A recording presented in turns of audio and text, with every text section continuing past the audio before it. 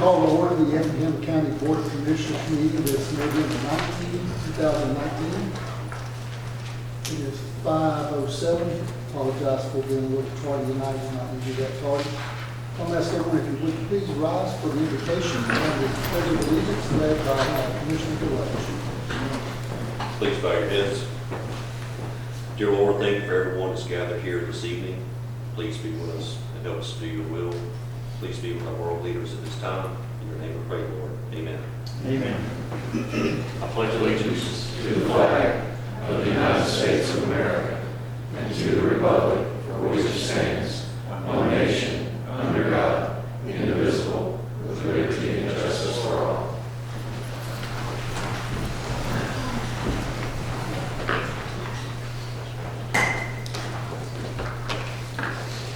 So item number 4 is approval of the agenda. We have some adjustments to our agenda, so I'm going to ask Clerk Ms. Stephanie Johnson to read those adjustments to the agenda and then have a motion to approve the agenda as presented with the changes proposed by Ms. Stephanie.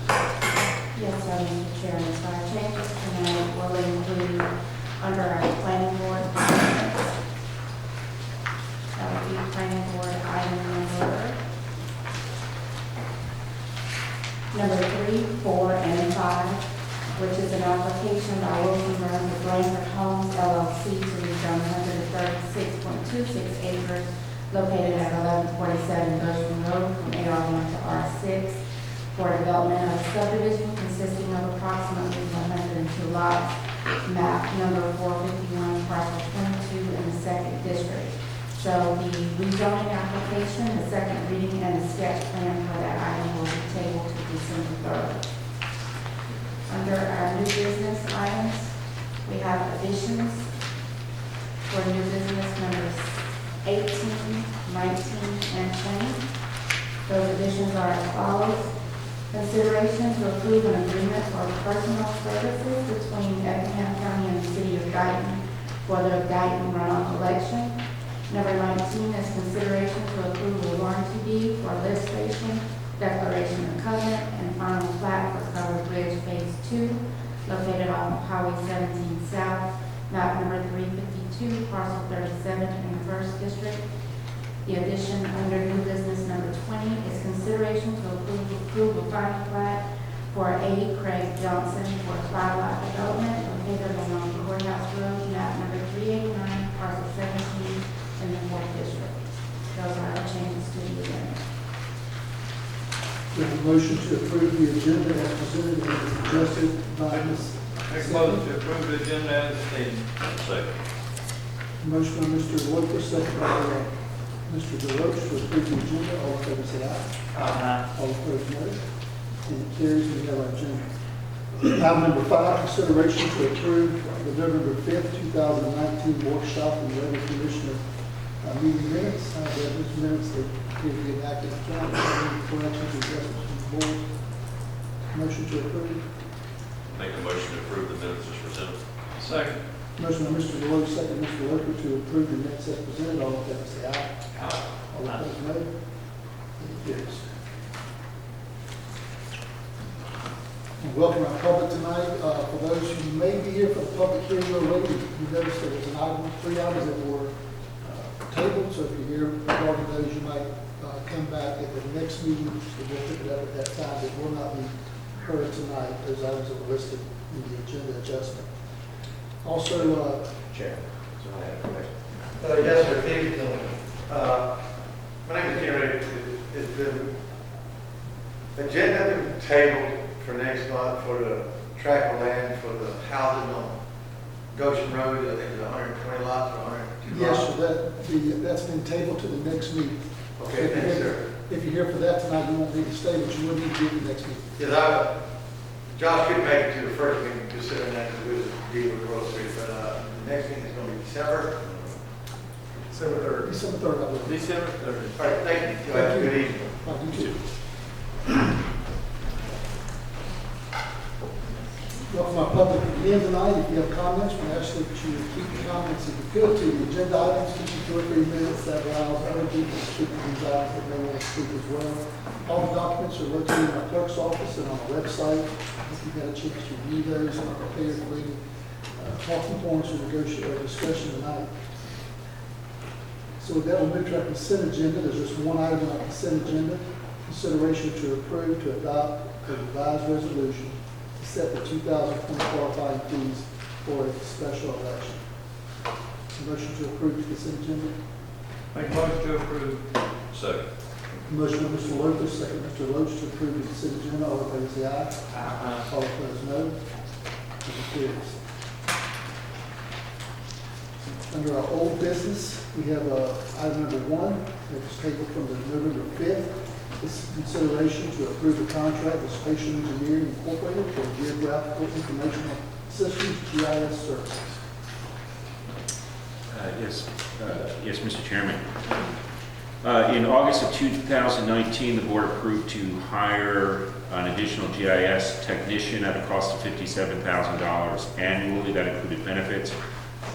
While researching the amount of data backlog that exists since the county was forced to reduce staff as a result of the recession, it was discovered a substantial data backlog dating back several years exists. While exploring other options to eliminate the backlog more quickly, staff began discussions with Spatial Engineering of Lincoln. Based on communications with both Chris from IT and Andy from GIS, staff is recommending moving GIS hosting to Spatial Engineering. The cost of the proposal for FY20 is not to exceed $6,672. This includes not just the hosting, it's the data conversion fee, the setup fee, and the subscription fee for what is their Spatial Right Spot, which is their interface for accessing GIS and editing GIS data. This contract will last till June 30, 2020, the end of the fiscal year. At that point, it can be renewed at $4,800 a year, since there won't be any setup fees or data transfer fees. And then beyond that, the county could be looking at additional savings when we renegotiate our license for ESRI, our current hosting, in-house hosting platform. That's the end of that will be in June of 2020. And the actual labor of updating the data and getting it in the system will be done on an as-needed basis with Spatial and other professional service providers, and Spatial provided hourly rates as well, which I added to the proposal. The funding for that section will be later in the agenda, where we will be requesting moving money from personnel in IT for the GIS technician that was approved to operations. And so staff is recommending approval. The funding, we're actually estimating a little bit of savings in the budget from going this route for this fiscal year. So no funding is required, just the budget transfer. You're recommending alternative 1 to approve the Spatial Engineering contract. Estimated cost right about $6,672. That's correct. Any questions or discussion from members of the board? To include the labor that it means cost, or is that separate item? No, that's a separate item. And so when Christie does the budget amendment, rather not just the $6,672, there will be a total of roughly about $55,000 of the $57,000 that was budgeted, transferred from IT personnel to IT operating, and then that will we will be using them on an hourly, as needed basis, both Spatial and Potentially we're looking at Allen Engineering as well. Depending on who's for the particular job, each side will be able to specialize in certain areas that will save us some time. After we get things caught up and we get through that, the next year, of course, we'll say that the fees that we're paying for the hosting. Yeah, we can look at two things because we still imagine that the data is going to keep pouring in from the parcel splits, from the new subdivisions, the expansion of our water and sewer system. We're going to have to be looking at logging all of our drainage system in the county. And so we can look at unfreezing this position and again going for the next fiscal year budget and approving it again starting July 1st of next year, or we can look at contracting, additional labor out. But in the budget negotiation, we're going to determine what's the most cost-effective route to go, but we just don't know yet. No indication of what they think would be for just regular upkeep. I'm thinking probably somewhere in the 25 to 30 range, probably to keep us caught up. Take some weight off of Andy. Still less than an employee. Yeah, it's still less than an employee, correct? Yeah, I think the goal right now is by using this money for the staff for contractual basis, we can get this done more rapidly. Oh yeah, probably save us off a year. And then we can revisit the cost of that to see personnel versus a continued contract. Sometime in next budget years we prepare. Yes, sir. Sounds great. All right, do I have a motion to approve alternative one? Motion to approve alternative one. Second. Motion by Mr. Burdette, second by Mr. Floyd to approve alternative one. All in favor say aye. Aye. All opposed, no. It carries. Consideration, item number 2 in old business, consideration to approve an amendment number 2 to the roadside mowing service contract with Grady Company LLC, which allows for a year's renewal and increase in fee. And before we go to that, I know the specialists here tonight, did they want to? No, I mean, we know we have a busy agenda tonight, Okay. but I hate not to recognize when I say Yeah. that. I think I need to do that before we go to the next item. right. Okay. They're here in case you all had any questions you could ask, but I didn't want to take up too much time. All that, so we'll have our maps and we can have some very good discussions with our developers. Thank you. Understand? Ms. Bjorn, I'm sorry. Good evening, Fiona Charlton, purchasing agent. The county has a contract in place for roadside mowing services which expires on December the 31st, 2019. This amendment allows for one annual renewal of 4 cycles from December the 31st, 2019 until December the 31st, 2020. It also allows for an increase of approximately 11.665%, increasing each mowing cycle from $51,103.80 to $57,065.14. It's only the second increase requested since the inception of the contract in January 2015. The contract has a 7-day termination for convenience clause and has been reviewed and approved to form by the county attorney. Funds are available in the current budget. Staff recommends alternative 1, but I believe that you would like really just to do 1 cycle. I think so. I think someone can make a motion tonight because as we look at it, since it's past the 5 years, we're looking probably need to bid this. But I think Mr. Roach, someone can make a motion for 1 cycle. What is the intent after 1 cycle, you bid it out after that? I would recommend that we go ahead and start the bidding process so we'll be ready for the second cycle to have some in place. And this may be the very best price. I don't think I'm there for that. I think if the intent is to go ahead and bid it now, I mean, it doesn't do it any good to do 1 cycle. You mean starting next year?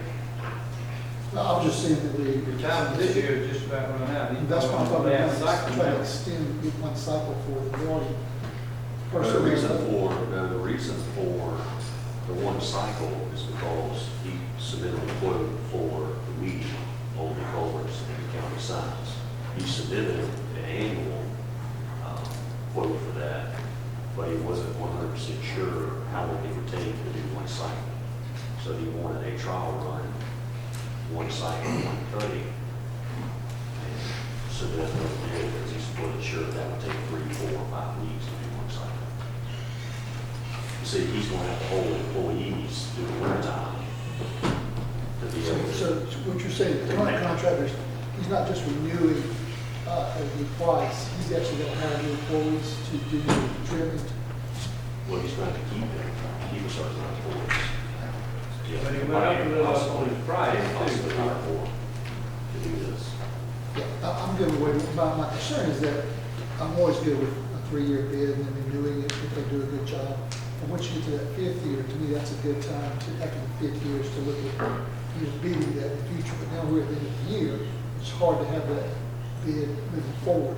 My thought was, since they already set up with personnel, tractor staff, they would appreciate at least the opportunity to continue on versus just bidding it right now. Because they wouldn't have to add or change anything, I didn't think, to continue the current contract at the new price for one cycle. Well, my opinion would be to let them do the contract for another year with the heads up that next year we will be bidding it out. Because I feel like it's right here at the last minute. I agree, because we should have already bid it. There hasn't been any issue that I've been aware of. I mean, they've done a good job for us. I just think that would be a slap in the face. I mean, that's my opinion. Yeah, I'm good with that. I just, I mean, if we want to go another year, then next year, Then we can start earlier. Yeah, Instead of we'll waiting start for the early. last minute and then cutting them off. we'll have the heads up. all right, but that's the, kind of motion. Make a motion to approve order number 1. We read to make sure it says it's the board approval of amendment number 2, Regulars Company contract for roadside mowing services, extending the contract for 1 year, from December 31st, 2019 to December 31st, 2020. What's the deal with one cycle? They gonna give us a new price, or is this gonna be the price? No, it's two separate prices. It's one for weeding the culverts and the road signs and the normal roadside mowing. All right, so the 57,000 that we saw in the proposal does not include the weeding, No. so there'd be an additional fee. Yeah. Okay. So we're approving the 57, or cutting. Okay. Roadside mowing, and then there would be, what is it, the 22 22,908. on the other. So 79 for every site, per cycle. They've gotten some numbers from DOT contractors, and their numbers were higher than what he submitted on one cycle here. And he thought that was too high, so he dropped his quote down. And thinks this is a good quote, but he wanted to have one cycle. The timing of it, with going around and doing that is the question.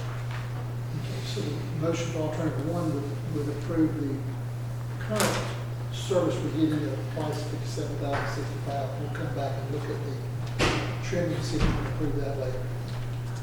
No. There's nothing in here about trim. Nothing about We'll what? do- There's nothing in there about it. we'll do both. For one cycle. I would amend, Oh, I got you. Yeah, for what cycle, we need to have additional Okay. fee for the cycle. That's gonna be whatever he bills, and if we don't like it, then we can say, no, we're not gonna do that. Okay, I'm with you. Is that I clear? think, if I'm correct, we may have to remove an amendment to the agreement to remove the references to the trimming that's in the contract already, since we're going to do it as a separate agreement.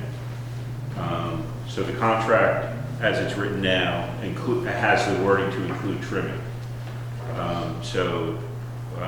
From what I'm hearing, I would probably recommend approve it for 1 year, excluding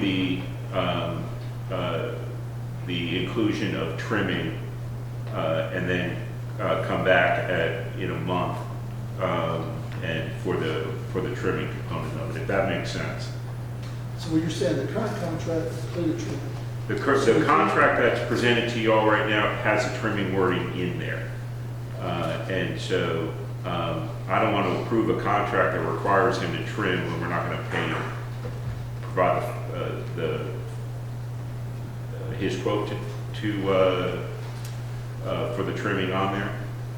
I understand. So we have 57,065. And that would be for mowing only For mowing if only, you, but the current contract that we were amending included trimming. Do you want right, I would to- just remove that wording so he's not obligated to do it, and we'll do that as a separate agreement in December. Yeah, because there's nothing in this about trimming whatsoever.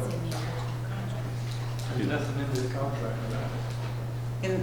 Not in the amendment, in the bid. Actually, when we put the bid out, it did include the trimming, and that is part of the contract.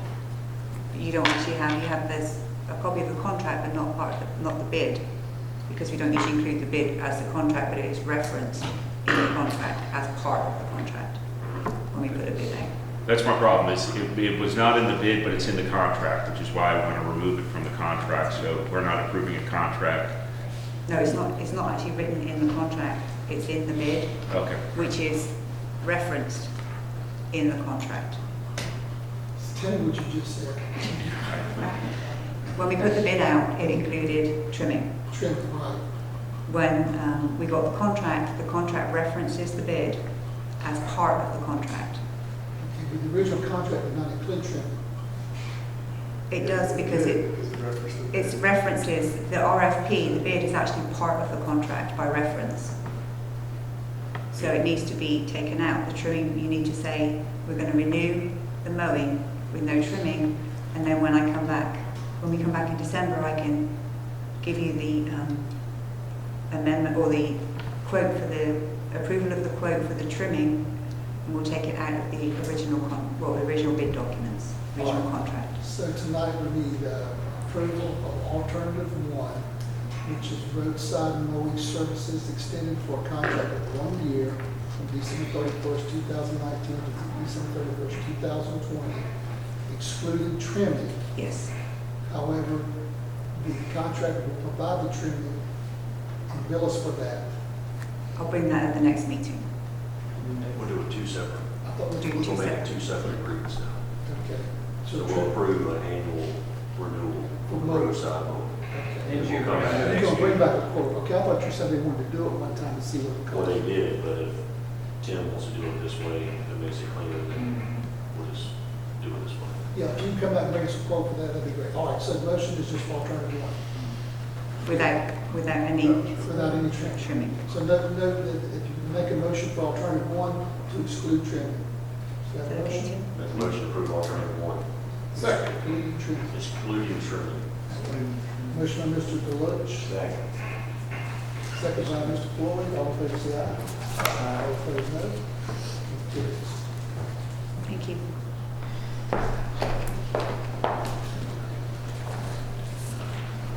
All right, we move to new business. Item number 1 under new business, consideration to approve the sewage permit to Wyman Farms LLC field visits and further opportunities located at 1525 Highway 21 North, map number 366, parcel number 2. Brad and Kelly Ryan are requesting an assemblage permit. They want to provide photo opportunities at seasonal cotton fields and Christmas tree fields at their farm at 1525 Highway 21, Springfield. Okay. Alternative 1 is to approve. Any questions or discussion of the board? Motion to approve alternative 1. Make a motion to approve all number 1. Second.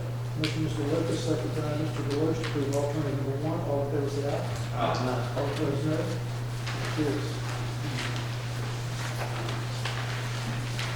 Item number 2, consideration to approve a final plat and warranty bond agreement and the water utilities agreement for the Greenbrier subdivision phase 3 consisting of 29 lots located off of Highway 17 North, map number 824, parcel number 61 in the first district. Mr. Chairman, on this one, in between us doing the staff report and getting it on the agenda, after discussions with the attorney, we want to do something a little bit different than what's in your staff report, but I want to give you a little bit of background on it. Greenbrier Phase 3 is the final phase of the Greenbrier subdivision. It's on State Route 17. The infrastructure was built at the same time as the original phase, but because of the recession, the subdivision has remained undeveloped. So the infrastructure has a 10-year lapse between construction and their current request for final plat. An inspection by the county engineering firm, EOM, found numerous deficiencies in the storm drainage system and the streets. The applicant, we were working out an agreement to accept the subdivision as private with a contract. There was concern about fixing the deficiencies and then the county accepting the infrastructure. But the enforceability of that contract, after discussion with the county attorneys, a little bit suspect. So our recommendation is to accept the accept the plat as a private subdivision with the condition, if I'm correct on this, Lee, that they notify all future property owners that they are responsible for maintenance of the streets and maintenance of the stormwater system, and that it's notated on the plat, and that the county would be willing at a latter time to accept the infrastructure if it's passes inspection by a certified engineer and it's cleared of all deficiencies. So it's basically an agreement to accept the plat as a private subdivision with those stipulations. What kind of problems will that open up if they don't bring it up to our standards for those folks? That's my only issue. Yeah, I like the way you're better. We're going to repair all this, put a bond up, and we're going to inspect it and get it to our standards, because I see problems with private roads and drainage systems that they're going to come complain to us about anyway. Well, I think it's a legal issue on that Lee had a concern with. The developer has a right to have a proper road subdivision. And so that's what I focused on. And if he has a right to have that, we can't force him to turn the roads over to us. So my approach was, and I think the intent is still for him to turn the roads over to the county, to bring it up to the county standards so it can be transferred to the county to accept and maintain. But there's no guarantee that would happen. So, and in our ordinance, it allows for private roads. We're having them sign a declaration that basically states that any landlord within that phase, they're responsible for maintaining the road. And the county would not have to accept that unless it's brought to the county standards. I think that's a better approach than somehow forcing him to turn the county roads over to us.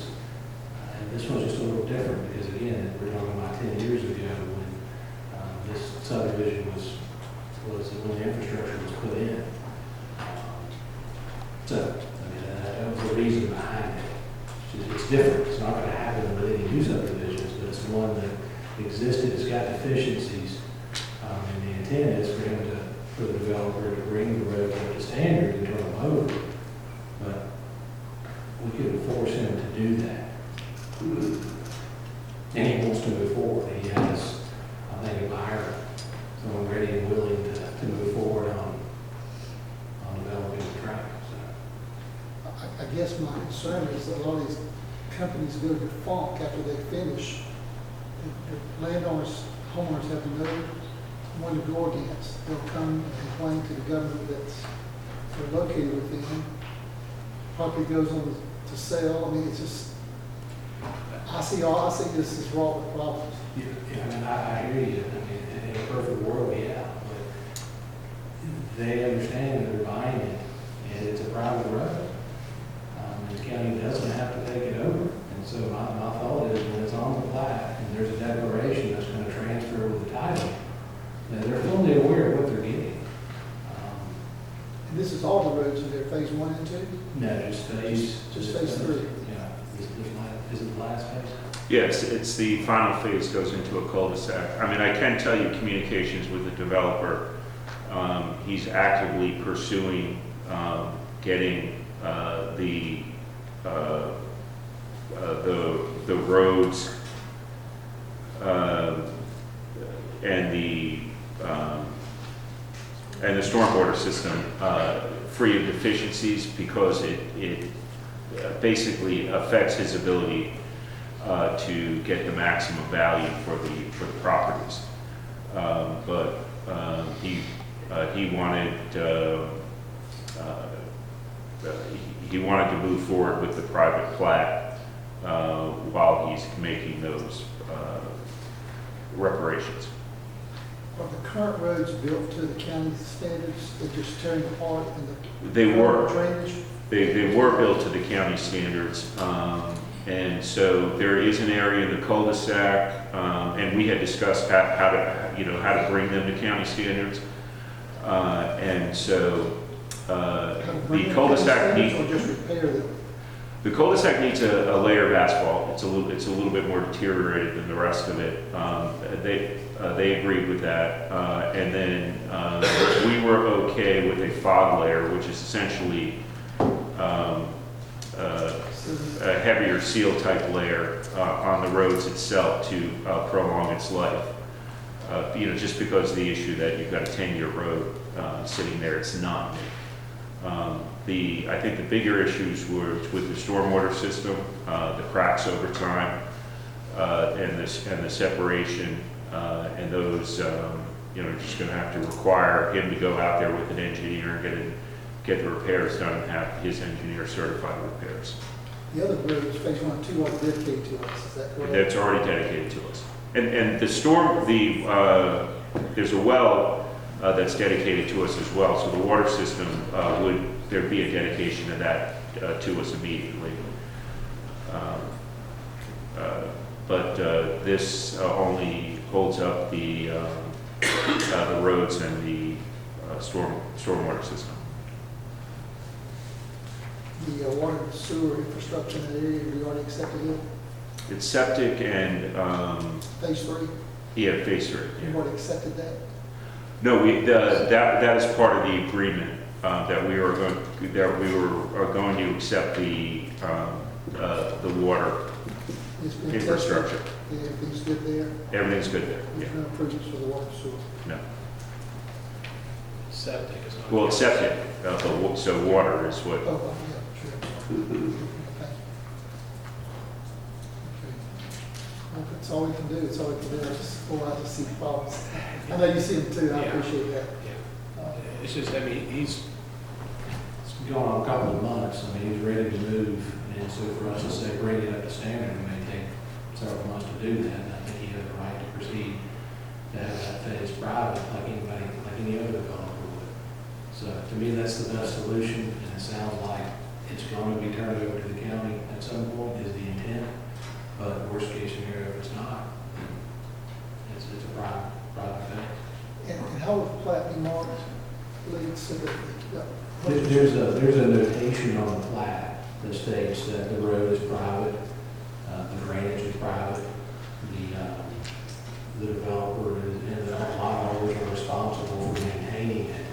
And that declaration, it's a separate document that's recorded in the land records as well. So when the title search is done, when you found the vesting deed for the person that's going to be selling it, you're going to find that declaration that's going to put the closing attorney on notice that, okay, wait a minute, this is a private road, and to let these folks know what they're getting into. one last question, and I'll belabor this, but I saw here, one proposal was put the bond up to make sure they did the work. Even though it's a private road, we as the commission, looking at those roads, knowing they're not in good repair, we don't have the legal right to protect our citizens by saying, put up a bond to be sure that they get repaired. I would just be hesitant to do that in this situation. I think that could open up a whole Pandora's box on a whole lot of other issues. Like I said, this one is very unique just because it's already been put in, it's 10 years old. I think this is probably the best scenario, or best way to go about dealing with this road. I sure don't like it. Anyway, you answered all my questions, and I still don't like it. Either way. Any other question, discussion? It's not referring that motion.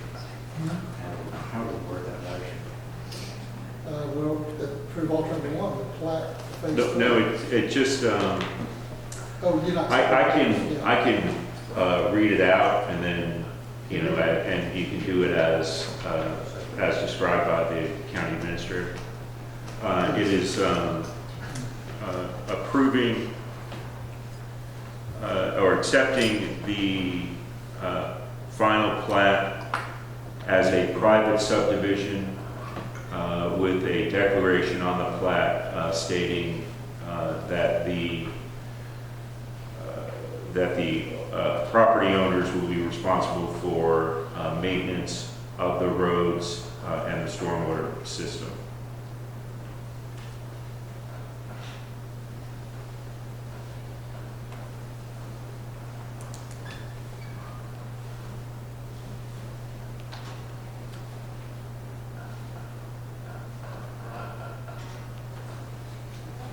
Okay, so we are approving to accept the final plat as a private subdivision. And the plat will state that the owners are responsible for roads and drainage. Maintenance of roads and drainage. But And if the private plat has- state, in the plat can state that, as well as just say private road. It'll be a note on the plat. Okay.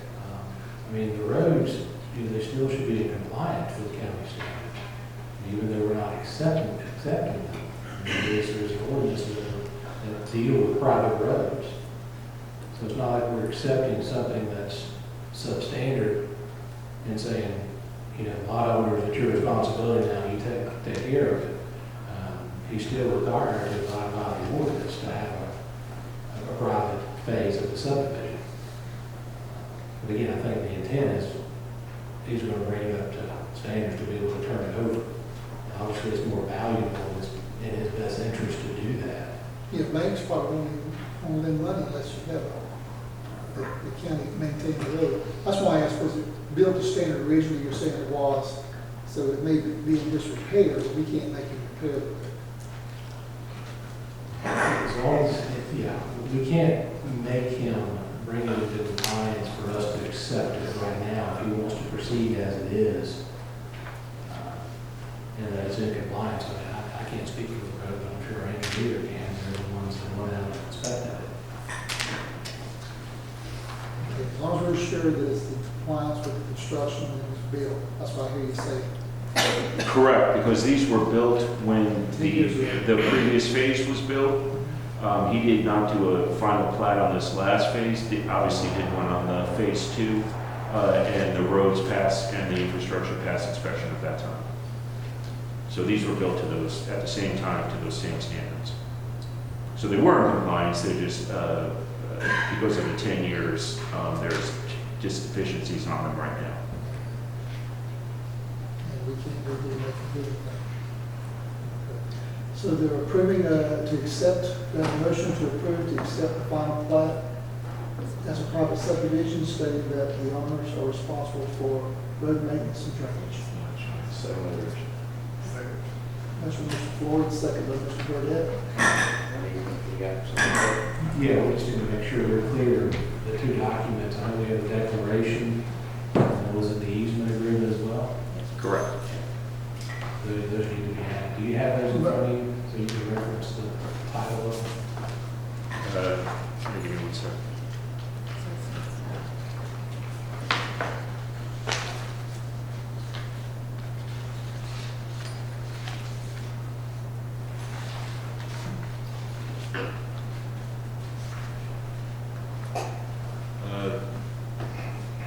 While you're looking that up, I can ask our attorney another question. Well, the legal description? Talking about the two documents that I drafted related to it. Okay, hold on for one second. While he's looking at it, Mr. Lee, we now have some new road requirements, for certain, that we approved not too long ago, I believe. If someone did not dedicate a road they built 10 years ago under the old requirements, it's not our issue, but they didn't ask for them to be dedicated at that time and so forth. Why could we not, if they don't meet the current standard? I see, but we, I mean, you could, if they wanted, if this gentleman was wanting to turn the road over to the county, And that's exactly what he's pushing to move forward. I was thinking we didn't only approve plat unless they build the roads to the county standards, period. Like if somebody came in, they wanted 24 lots and they didn't build it to the current standard, we didn't. This one's just different because it didn't happen 10 years ago. It's not a new development that we're looking at in the current time. It's just different. And the two documents, the first one is the declaration of covenant to maintain roads and drainage infrastructure in phase 3 of Greenbrier subdivision. And the water utility easement agreement.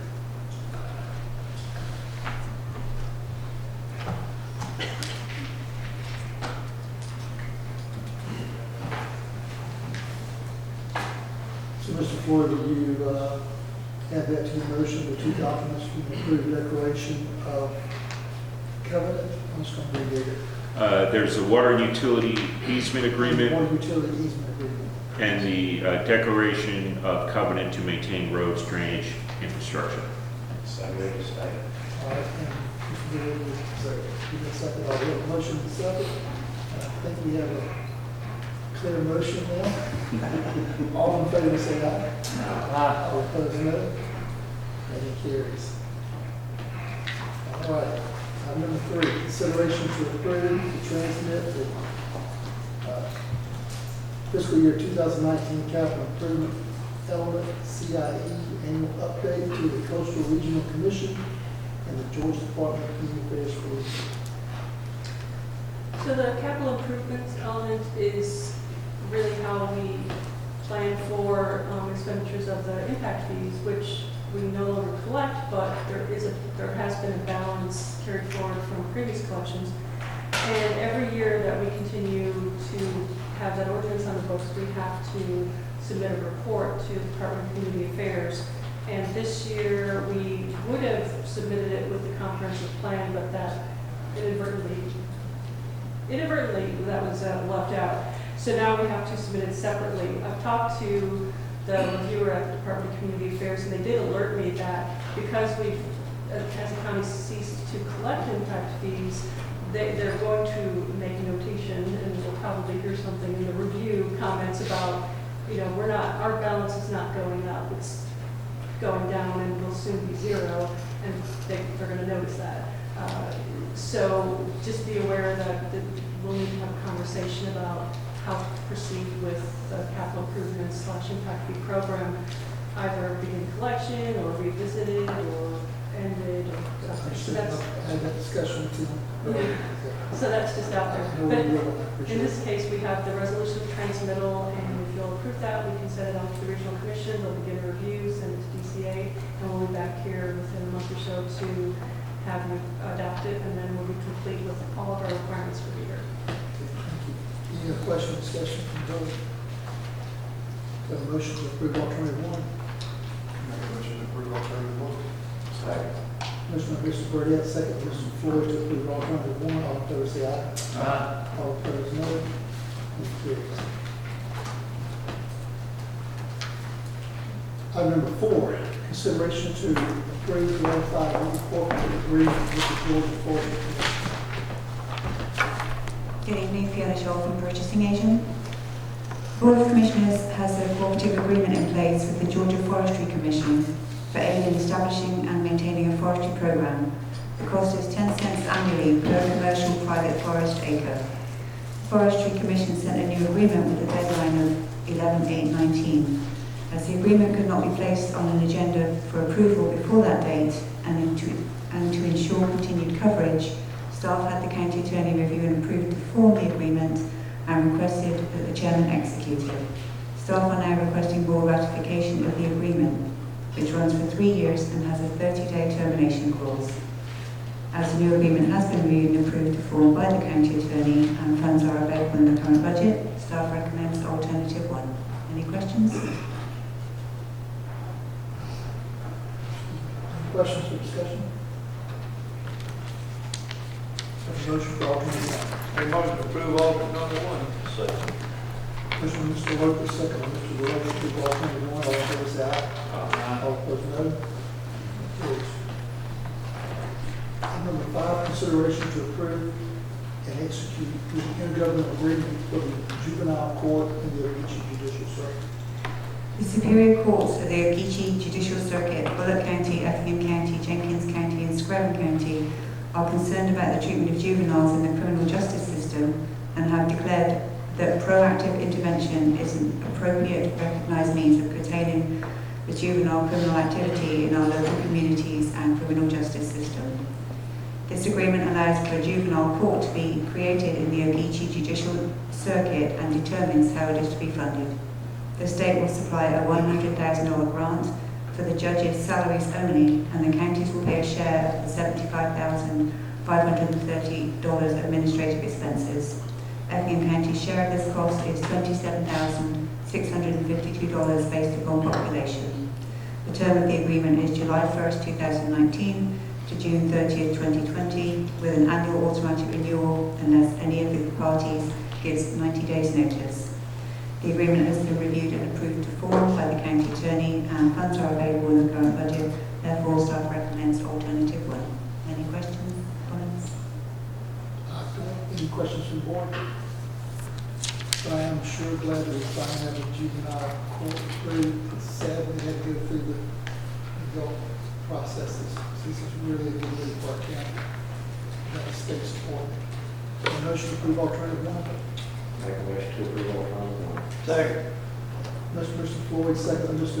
Loper, to approve alternative number 1. All in favor, say aye. Aye. All opposed, no. And carries. Thank you. Thank you.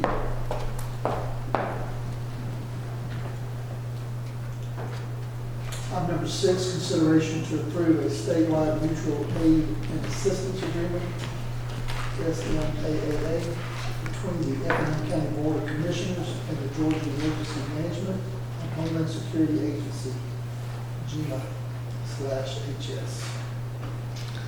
Good evening, Cliff Hodges, Fire Chief and EMA Director.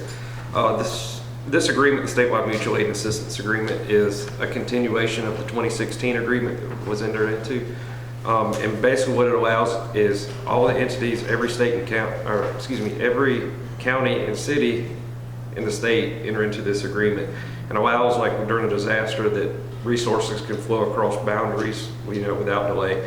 We've utilized this during Hurricane Matthew with different entities bringing generators to assist us. And we also have used it through disasters down in southwest Georgia. We were able to send them stuff as well.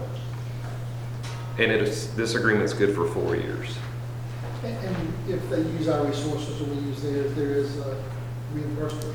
There is, it's reimbursed. So we're not just giving all this personnel and equipment, but we're guaranteeing that you certainly can use it, we can use yours if we need it. Yes, sir. Everything is reimbursed back and forth between whatever the federal labor rates are and the equipment rates that are pre-established each year. So. That's good. That's good. It's always good to work together. Any other questions, discussion? Have a motion for alternative 1. Make a motion to approve alternative 1. Second. Motion by Mr. Deloach, second by Mr. Loper, to approve alternative 1. All in favor, say aye. Aye. All opposed, no. Motion carries. Item number 7, consideration to approve a memorandum of understanding with Georgia Emergency Management and Homeland Security, GEMA and HS, for the use of the new state grant portal, EM Grant Pro. Yes, sir. Previously, we've always, received grants from the state. For example, EMPG, which assists, local emergency management. They have a new system that they've put in place. It's a web portal called EM Grants Pro, and this is just the MOU to authorize us to go in, and any type of application still has to come before the board to be put in there, but this is just the MOU to utilize the system. Thank you. Any questions or discussion? Have a motion for alternative 1. Make a motion to approve alternative 1. Second. Motion by Mr. Burdette, second by Mr. Floyd, to approve alternative 1. All in favor, say aye. Aye. All opposed, no. Motion carries. Item number 8, consideration to approve to allow the county administrator and fire chief to sign agreements with Georgia Forestry Commission regarding the firefighter Property Program, FFP. Yes, sir. There's a system in place, the Georgia Forestry executes this firefighter property program, which allows excess state and federal property to be distributed to local governments. And I'm always seeking to stretch our funds as best we can. And we've actually used this program in the past that we were able to get some hazardous materials equipment. And we found that there's more equipment out there. For example, our training center uses, we use Connex boxes as the basis and build simulators inside of them. Well, if you go on the market, a used one's almost $2,000. For the $100 administrative fee, if one comes available, we can just get it that way. And occasionally you'll find other stuff that's useful day to day, and doesn't matter what it is, it's a $100 administrative fee, and you have to keep it for 1 year. That's the requirement. With that being said, they come on pretty quickly. We have to move, so at a pace. That's the reason I've asked for it to be, the administrator and I to be given that authorization. And I did send a sample, to the clerk and administrator to the county attorney. It's something people want, it's not going to be there long, so. No, sir. Any question or discussion? The equipment's not necessarily obsolete, it's just their faulty equipment. That's correct. We actually have a brush truck that we've been using for several years that we got for $100. All these come from federal government, right? They just. Yes, sir. The Humvees were a lot back, people get Humvees for $100. That, basically. Because they just release them, so. All right. Any question, discussion? Motion for alternative one? Make a motion to approve alternate number 1. Motion, Mr. Lake, second, Mr. Deloach, approve alternative one, all in favor say aye. Aye. All opposed, no. Carries. Thank you.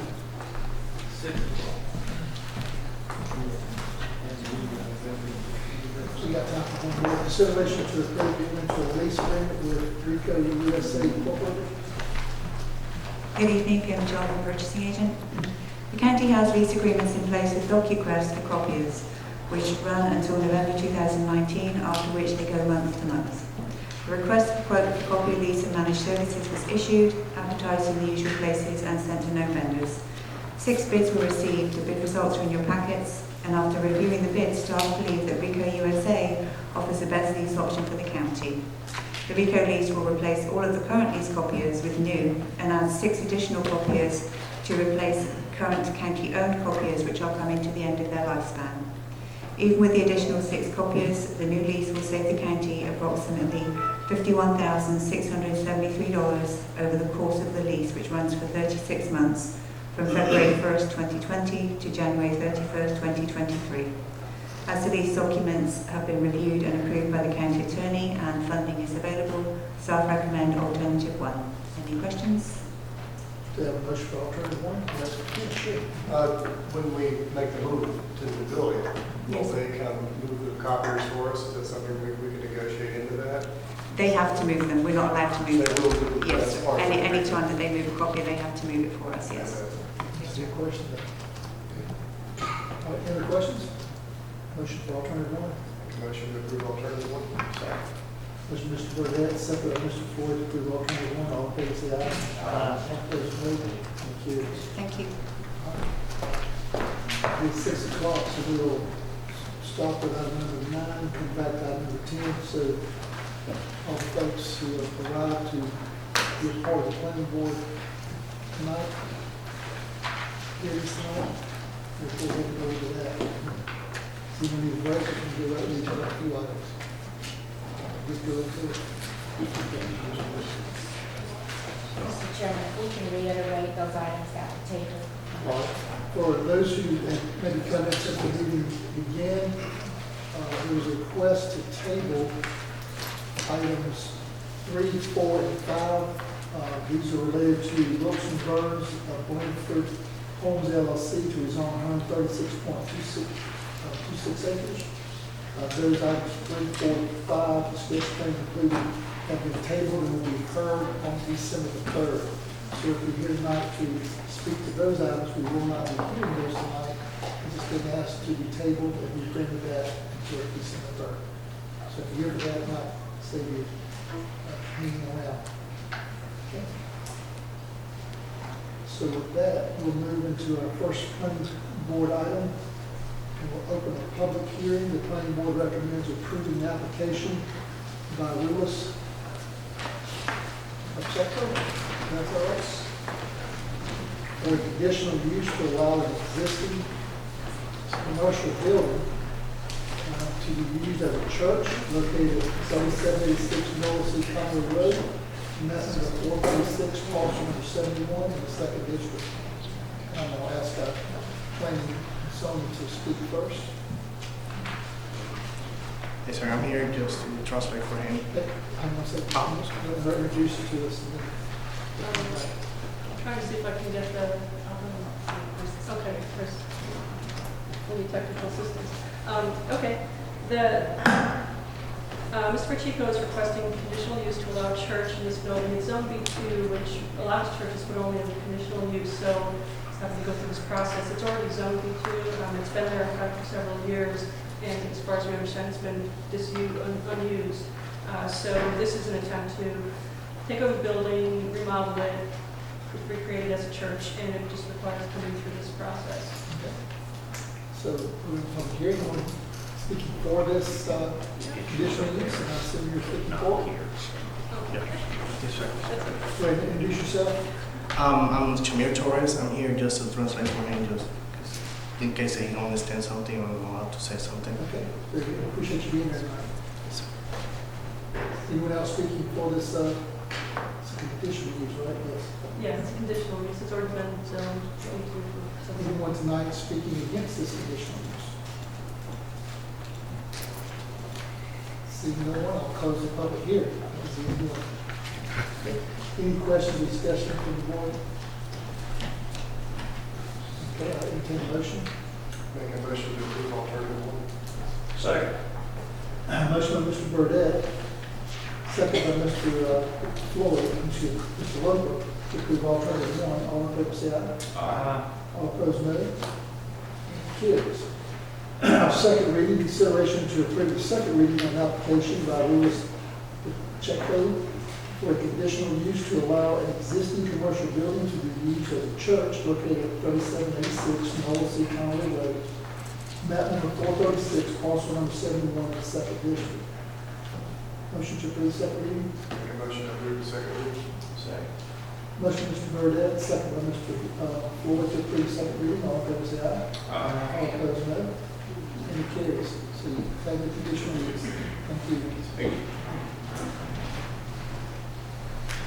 Item number 3, we'll open a public hearing on this. The planning board recommends denying an application by Wilson. We took them all. Yep. I wrote on my other agenda. This is new. I'm with you. I got it. I just have 2 agendas. The one that they will note some of them I got to deal with tonight. So, item number 6. Planning board recommends approving the application by Judy and Kim Thompson to rezone 3 acres of 17.09 acres located at 535 Nelly Road, from AR1 to AR2, map number 461, parcel number 19 in the 5th district. So as we said, this is currently zoned AR1, and in order to split out the 3-acre parcel, that parcel will have to be rezoned to AR2. And we recommend Okay. turning it on. All right, anyone speaking tonight for this rezoning of the 3 acres? Yeah, I'm Ken Thompson. We want to give 3 acres to my daughter so she can put a home there. To keep the family together. That's right. That's our old family land back there. I wish I could convince my kids to stay around Effingham. I'd give them a few acres too, but they all want to go to the big city. All right. Anyone else speaking for this rezoning? Anyone speaking against this rezoning? Seeing no one, I'll close the public hearing and entertain a motion. Make a motion to approve alternate number 1. Second. Motion by Mr. Loper, second by Mr. Floyd to approve alternate 1. All in favor, say aye. All opposed, no. Carries. Second reading, consideration to approve the second reading of an application by Julie and Kenneth Thompson to rezone 3 acres out of 17.09 acres located at 535 Million Road from AR1 to AR2, Map number 461, parcel number 19 in the fifth district. Motion to approve second reading. Make a motion to approve second reading. Motion by Mr. Whitaker, second Mr. Floyd to approve the second reading. All in favor say aye. All opposed, no. And carries. Number 9, we'll open a public hearing for the planning board recommends denying the application by Palmetto Homes for variance use to allow for a reduction of the front and rear setbacks for property located at 404 Angel Court in Ridgecrest subdivision, map number 476C, parcel number 33 of the 5th district. So this is zone R1, as is the rest of Ridgecrest. It is an unusually shallow lot, and while there may be a way to fit a house within the setbacks of the R1 zone district, the applicant has proposed a house that doesn't fit within the setbacks, which I can show you right here. It's in the folder line, and that would require, in order for a building permit to be issued, we would require intervention by the commissioner. So that's why we brought the variance request. At the planning board, there was some concern by neighbors that allowing the house to come forward of the front setback line would change the character of that particular cul-de-sac. I don't know that he was concerned about the rear so much, although that brings the rear of the property much closer to Old Augusta Road, which you can see right there and here. So it's right on Old Augusta Road. So the planning board, after listening to the concerns, did recommend denial of this variance request. And the zoning administrator, who can't be here tonight, has come up with 3 alternatives. And one is approve the variance request if you wish, with reduced setbacks and stipulations that staff did generate. Or number 2, do not approve the variance request. Or 3, table action and allow the contractor or the owner to present a structure layout that would meet the front setbacks, and perhaps then seek just a rear variance, a rear setback variance. I'm sure there'll be some question discussion for the board, but we'll, in this public hearing, to hear from anyone speaking for this. Yes, sir. My name is Mike Stewart. I developed that subdivision some years ago. It's the last lot in there, and it's on a cul-de-sac, and I'm going to propose a narrower house for that and build it myself. And it being on a cul-de-sac, you can allow for a variance. I've done several in there. People's put their fences on the wrong line, and it's a favor I've changed it for them. And the house I'm going to propose, it'll be narrower, and it'll still have a variance, and I'll be putting up a fence on the back of it the whole way to hide it from the road, which is a very steep kind of cliff there, I suppose. And it being in the cul-de-sac, if it was not on the cul-de-sac, it would stick in or stick out from the other houses, and they all line up.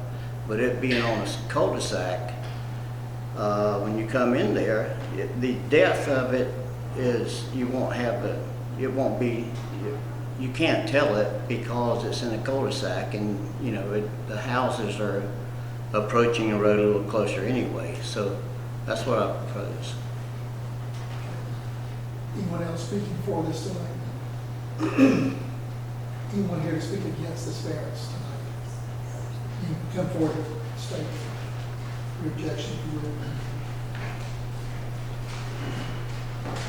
You can have a seat right there, and then if you need to have some questions, we can get back up. Hi there. My name is Kimberly Philbin, and I live at 402 Angel Court. It's a property adjacent to this property in question for the variance. Can you just show me that, what she's talking about? If you look at my little screen here. Okay. There's the Yeah, I'm lot 34 right there. Okay, gotcha. This one? Yeah, the other one. This one? Oh, 30. this one. Oh, you're right. Right. I just wonder what's that. Sure. I just want to get a little background. That property, I'm not a seasoned professional in terms of real estate, but I don't know how it is. I stumbled across the fact that it was up at the tax sale. But I was in nursing school, and in 2011, I stood on the court steps in the cold, and I was the last one, and no one opposed my purchasing that. I didn't have to go against anyone. In fact, no one had paid those taxes in many, many years. So we paid the back taxes. They said that we were supposed to foreclose. We have to wait a year. Well, I knew we were never going to do anything with that property. I just wanted to make sure that nothing crazy was going to be built there because it is such a small property. Now, I know when you look at that on paper, it looks sort of equitable to the two properties adjoining it, but I can assure you, if you were to, then I probably should have taken pictures or something. This front of it's very small and the back is very deep. And on paper, I think it looks like it's the same size as my lot, what have you. I don't know. My property is a little bit more to the right, just a little bit. So it's not like the house itself would be right on top of my house. But my objections are a few. One, I find it very offensive that as a paying taxpayer of Effingham County, that someone would not pay the taxes for all this time, then on the very last day of foreclosure come forth and say, no, no, no, we want the property, and then 2 weeks later then offer me more than twice of what he paid us for the foreclosure of the property, and then because they figured out it really wasn't buildable. I mean, I know in theory it's buildable, but anyways. The next is part of why we love the development is the uniformity of the houses. When I say that, there were several builders in there, but the covenants provide standards for how the houses look. I mean, I'm not judging anyone else's little development, but ours is nice. They left trees intact. There's a nice amount of space around each property. Because the different builders each has a little different look, 3, 4, 5 bedroom. So it's a very, very nice in terms of estate holding, that's your investment. So I feel like if we allowed a house to go in that was to the left, which I just can't imagine, it must be a very small house, how that would fit in there, and would have to practically be right on the very back of Old Augusta and right on top of the property for lot 32, how that would possibly look. And I suspect also, because again, it looks like it's equidistant for parking, that you would have to have it to the left just to allow a parking, a driveway on the right just to put somewhere. So I think parking would be an issue too. And again, I'm not an expert. And that's really my two big objections, is the aesthetics and the value that it would detract from all the rest of our development. And I think that there are, in fact, a couple other lots available. Maybe they're owned and no one's thinking about purchasing them, but there are some empty lots in the development. So if we allow this, then that sort of sets a precedent for other lots as well. And those are my objections. Appreciate it. Thank you so much. Thank you. So there are houses on the other lots on the cul-de-sac? I think there's a couple other lots that don't have houses. On the cul-de-sac? No, not on the cul-de-sac, in the development. On the development. It looks like in the area that The cul-de-sac houses all the way around, except this one. What we're asking right now for those who objected, when you come back in just a minute. Anyone else speaking in objection to this clearance? So I'm at James Morrison. I'm at 400 Angel Court, just on the corner of Angel and Ridgecrest. So at lot 35. So we were one of the original buyers of that neighborhood, and like Kim said, there were several different builders, several different quality of houses, but most all of them are treed lots, and the builders, for the most part, kept a real effort to keep trees there. That particular lot, cut a lot of trees down to build a house, build the driveway there. We were told, and again, this doesn't matter that whole lot, but just let you know what the background is. We were told there were 3 lots that would never be built in that subdivision because it was plotted wrong. The 2 they're talking about is on Ridgecrest phase 2, or whatever you want to call it, but it's on down Ridgecrest. Those lots are just narrow as all get out. I don't believe you'd be able to build on those, but this was the third one that we were told that was going to be too small, and it was a plotting problem. So we've got that, that we were told. We just all in the belief that a house of that size packed into that lot is going to not be the nature of what the neighborhood is today. And we're not against neighbors. The subdivision is pretty well built out. We've got one empty lot on the frontage of Chimney Road, and pretty much everything's built out. We've got good neighbors. We were a little bit suffered by the developer for the fact that they went out of business before they could actually turn the properties over to a homeowner subdivision. So we've tried several times to develop a homeowner subdivision, but getting unanimous agreement out of 50, 60 homeowners is next to impossible. So we've had a few things there that just have not gone right in the neighborhood, but it's a very nice neighborhood to live in, and we just ask you to listen to everything everybody's having to say, and hopefully side with the planning commission at that point. Thank you. Thank you, sir. What's the number of homes that, I don't have a total for this. I want you to come back just now, I want to hear from all the objections, and you come back and answer Sure. all those and the questions that we had. Chris, you're still asking for objections, and do you have a question? It's for Mr. Stewart, but I can wait. I'll wait there. Well, let me ask this, let me ask this. What square footage home are you thinking about building? The minimum in there is 1,500, it'd be 1,500. I thought it was 1,800. No, ma'am. I have the covenants in my phone. 1,800 on the highway, 1,500 on the inside. The two lots in there, they had the people that I had the water company through, I gave them two lots so they would have access from the road. And I only let two other builders build in there because I paid for the parade of homes that year.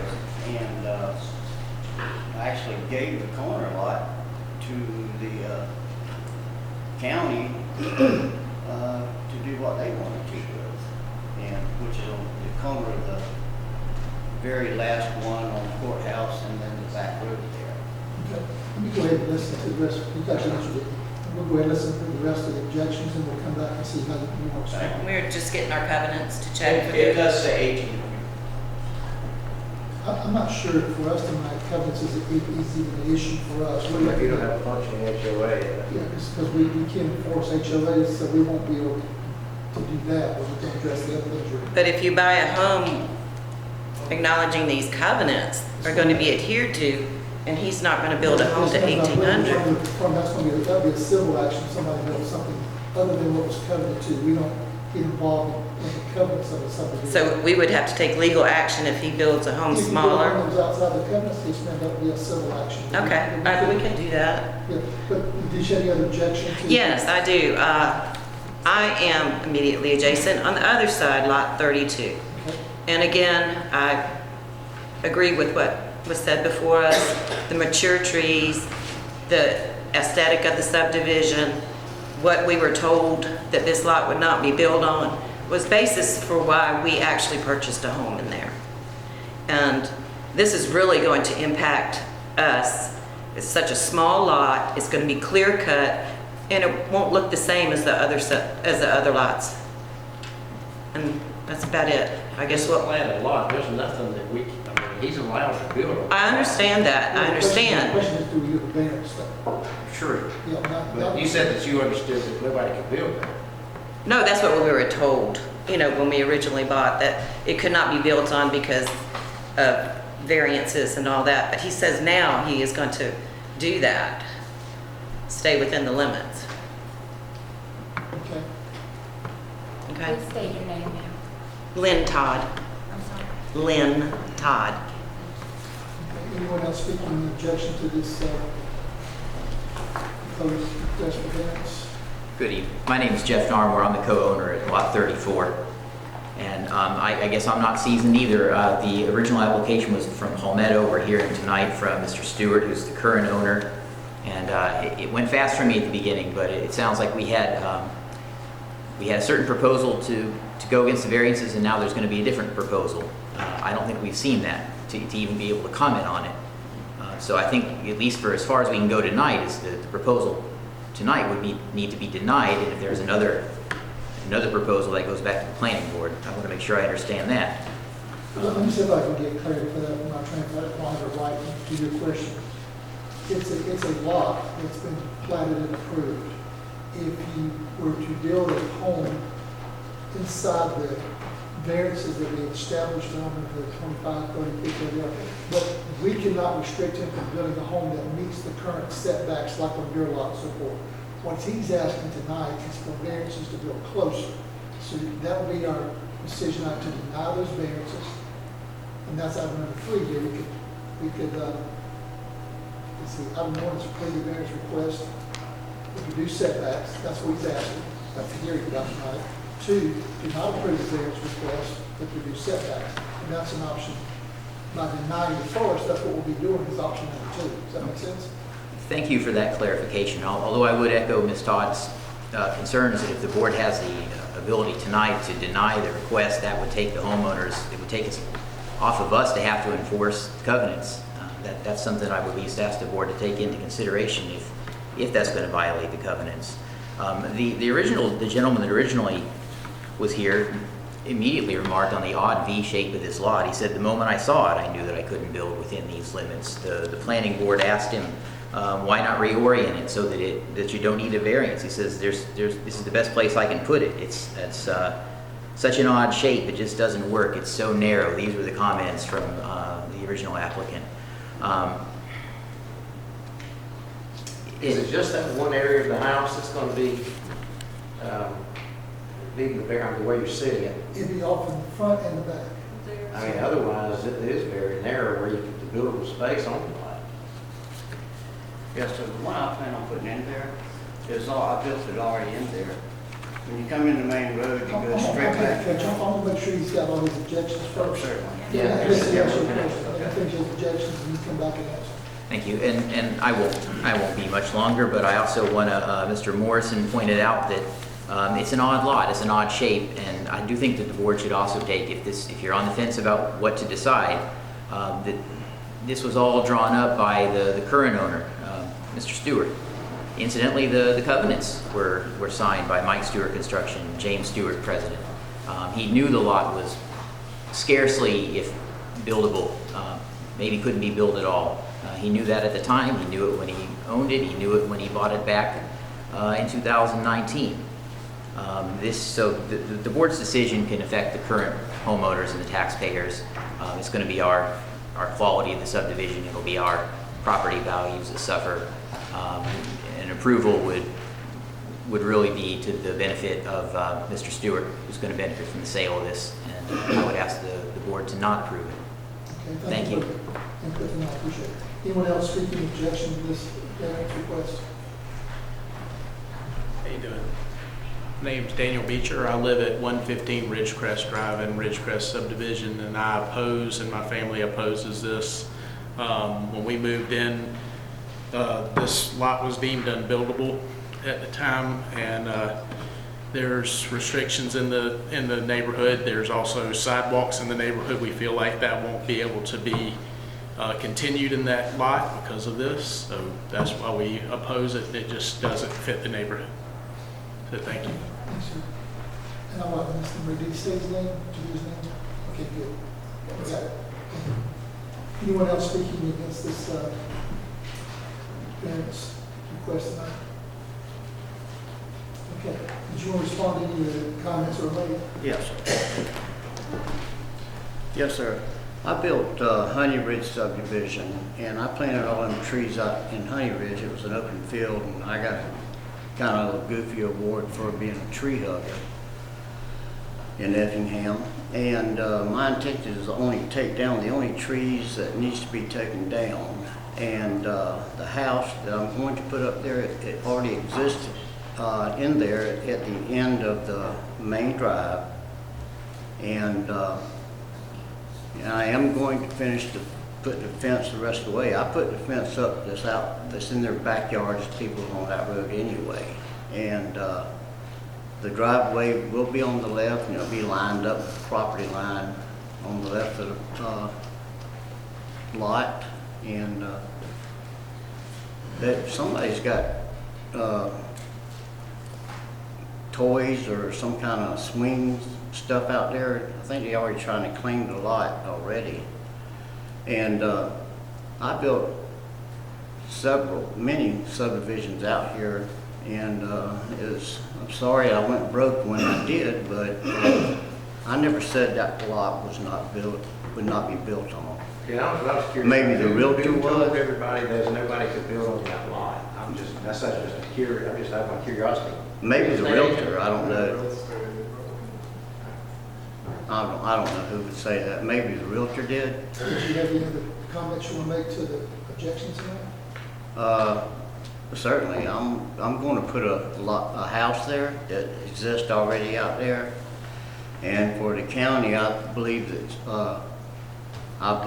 county would rather get their taxes from a house than just a lot. And again, I only let 2 people out there, and I did that just for the reason to have the sales of that during that year. I paid for the parade of homes that year, and that's the only reason 2 other builders built out there. And I designed them houses to match the houses in Honey Ridge and the quality of the houses. And there's a little bit of difference because they're not as big, but that's about all I have to say. Okay, I'm going to close the public hearing. Is anyone else speaking for or against? I'm going to close the public hearing. We can have discussion. Stay, we might have some questions for you. I have a question. What is the hardship? Usually a variance is for a hardship. And I'm struggling with knowing how when we draw up a plat that we design a subdivision with a lot that has hardships that's later going to need a variance.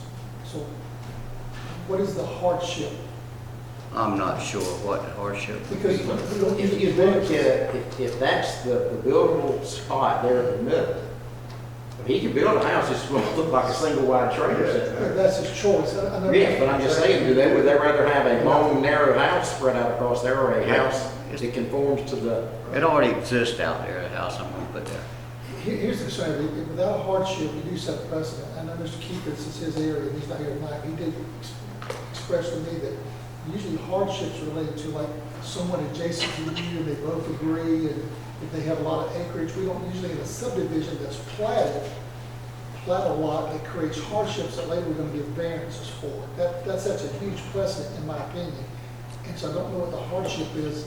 I agree with Mr. Floyd that if you want to build a house within the setbacks, there's nothing we that's platted or those who spoke objection tonight can do. But we do have the ability to deny the construction of a house that goes outside those areas, which may possibly limit the ability to even build because no one's going to want a long, skinny house. I'm just saying that. Certainly. I'm kind of concerned that we created. I agree with you, Mr. Chairman, and I really feel like this is a situation where this is somebody else's problem being passed on to us. Yes, it should be addressed when it's platted. Exactly. Plats can't create hardships, in my opinion. That's what we call it. It's not a hardship. Yeah. And You see what I'm saying? But it's also a double-edged sword, you know, like we were talking about. What you gonna get? What you're gonna get if he does build in this setback area might be a whole lot worse than what he's trying to propose he can do it today. So just, you need to consider that. Actually, it only improved the subdivision. Again, I'll finish that fence out like I did for the rest of the people on there. And the house already exists on there, and I'll get Mr. Fortress to put that house in a drawing for you. And at the next meeting, I'll present that house to you. And this You is, got a house that will fit the setbacks? Sir? You have a house that will fit the setbacks? The variance will be a lot smaller than what you see right there. It'll be only like 5 feet. I'm just not leaning toward variance. Yeah, we're not leaning toward variance at all. You gotta be in setbacks. Not rear, any feelings on just the rear setbacks? Do you have a problem with the Well, rear setbacks? that's on Augusta Road. That's gonna get really dangerous to get close to that highway to all those, that may be 4-lane one day. Yeah, that's what the fence So is there's for. issues there. And Just asking. And this is just coming from Mr. Kiefer to me, saying that he thought, he remembered, this was originally platted, that there were certain lots like this that would probably not be buildable, they thought was going to be green space. Well, that was the right way, that was the right way to the water company. I can hear someone saying that this will be a green space out here, for perpetuity, you know. And so, you know, I know he has that recollection memory, so I'm reluctant to encourage the board, and hope they're reluctant to allow something outside the variances and setting the precedent. I think staff would recommend something that's good. Alternative 3, table action to allow contractor to present a structure layout that would meet the front setbacks and seek a rear variance. I'm not thinking about, I don't know that rear variance is going to be a good deal, as you get close to Augusta and I see where it's kind of deal with this, yeah. I think you've got to deal with it. So the public hearing's been closed, so unless you have a question for Mr. Stewart. We've got a picture in there, packet too, that shows from what we saw, the corner of the house would be right on the fence line. Of Augusta. Where he's, where it drops off. Yeah, so if you move back any further to allow that, I just don't see how The planning board turned it down also, they had a reason to turn it down. So, let's see, approve, do not approve. So alternative 2, I'm looking for a motion, ask for a motion, alternative 2 to not approve the variance request with reduced setbacks. I'll have a motion to make another. Do I have a right to bring another drawing to you? Motion to approve alternative 2. That's to deny. That's to deny the variance. Motion for alternative 2 was Mr. Burdette, second by Mr. Loach. And I'm going to read it so one understands. We are approving, we're not approving the variance request to reduce the setbacks. We're going along with the planning board. So, we're not approving the request to reduce the setbacks. Alternative 2, do not approve the variance request to reduce setbacks. So we're going to deny the request that the board holds the motion in a second. Does everybody understand what we're doing tonight? He's made a request to build outside the setbacks that would require a subdivision. The motion is second, if approved, will not allow him to build the houses you're looking right there. You cannot deny him to build on his lot. He's got to build within the setbacks. Okay? So the motion is second, that's the best explanation I can offer. All in favor say aye. Aye. All opposed no. And it is denied.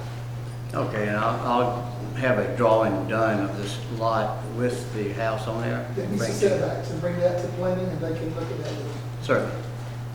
If he meets the setbacks, it's just go straight for the Well, building permit.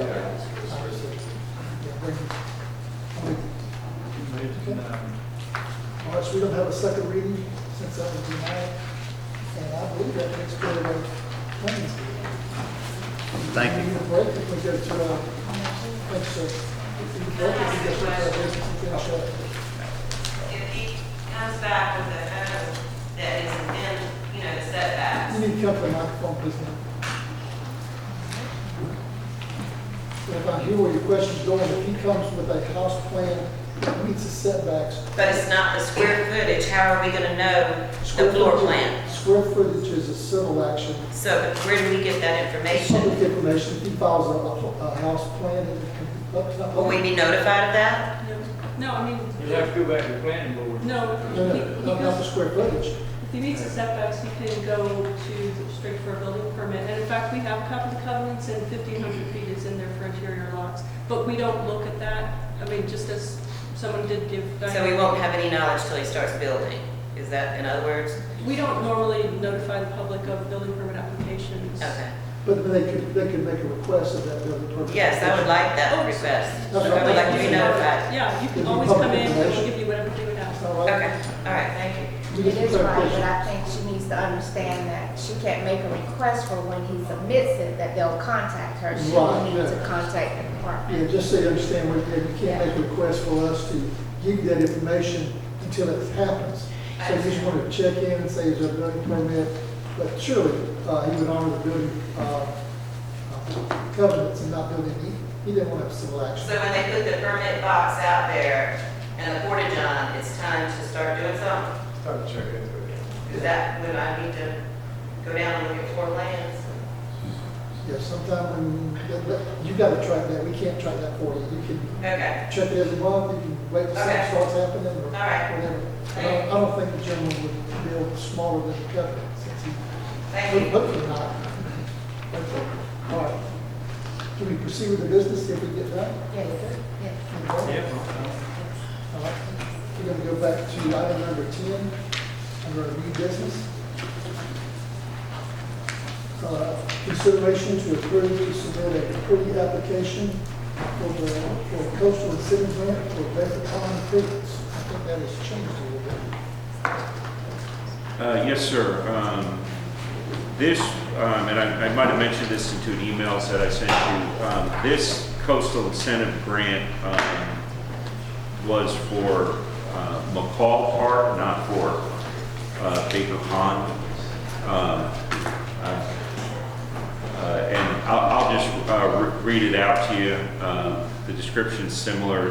2021 FY Cycle 23 Coastal Incentive Grants involves a competitive pre-application process followed by an invitation-only competitive full application process. Pre-applications are due 4:30 Friday, December 6, 2019.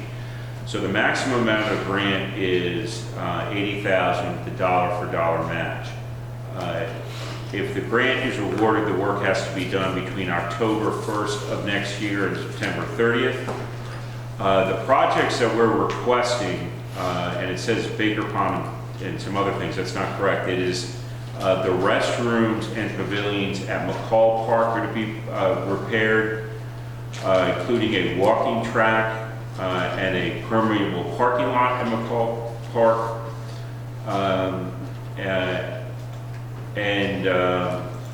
The budget for all of those is $160,000. We'll be requesting $80,000 from the grant. $80,000 would be the county's matching funds. Now, on this one, since Omnitrax has committed $75,000 to McCall Park, we can use that as our match, and the county's amount would only be $5,000. And we'd essentially be able to get that park complete. And so we are recommending board approval alternative number 1 to submit a pre-application for a coastal incentive grant for McCall Park improvements. The total funding is in the current budget, would be $5,000 if we were to get everything that we requested. So we got a commitment on that 75,000 yet, or when and how, and waiting on that for some time. Yes, well, the latest conversation I have, and they'll be in town this week to discuss further. We have not closed out McCall Road yet. We're waiting for some erosion type things to kind of grow in before we sign off on it. That's one of their kind of prerequisites for this. And they just want us to simply sign off that we are complete with that phase. And we can't do that until our inspectors and engineers sign off on it. And they said, once we get that complete, And sign off on it, then the check will be forthcoming, and it will be on the letter that we sign off on it, will be notated those funds. Can we keep this on hold, not necessarily approval of it, but on hold until we make sure we get the money?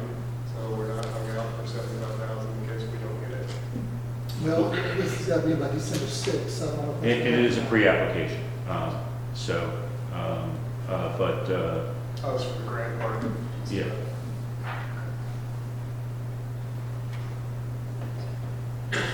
So the motion should be, I'm going to read it because it's not alternative 1, alternative for a different park. Right. Motion Oh, would you're be right. approved, board approved resolution to submit a pre-application for a coastal incentive grant for McCall Park improvements. Is that a motion? Make a motion to approve alternative. As written. Yeah, as I read. That's there. Motion by Mr. Burdette, second Mr. Floyd. All in favor say aye. All opposed no. It carries. Item number 11, consideration to approve a contract for an additional scope of work for engineering services to perform MS4 activities for the 2019 program. These are one of the areas that were not included in our engineering contract with EOM. It's for basically to keep track of our MS4 requirements under our permit. If there's a small section of the county, southeastern part of the county, that is in the MS4 permit area. It requires us to do a best practices, best management practices to stay in compliance with the permit. These have to be completed by the end of the year, so we're essentially running out of time. I found out about it late, and EOM reached out to me on these to let them know we needed to get started. So this is kind of pre-approval for the expenditure to do this work. The total amount is $9,740. Any questions or discussion from the board? Motion to approve alternative 1. Make a motion to approve alternate number 1. Motion by Mr. Deloach, second by motion Mr. Loper. Second, Mr. Deloach, to approve alternative 1. All in favor, say aye. All opposed, no. It carries.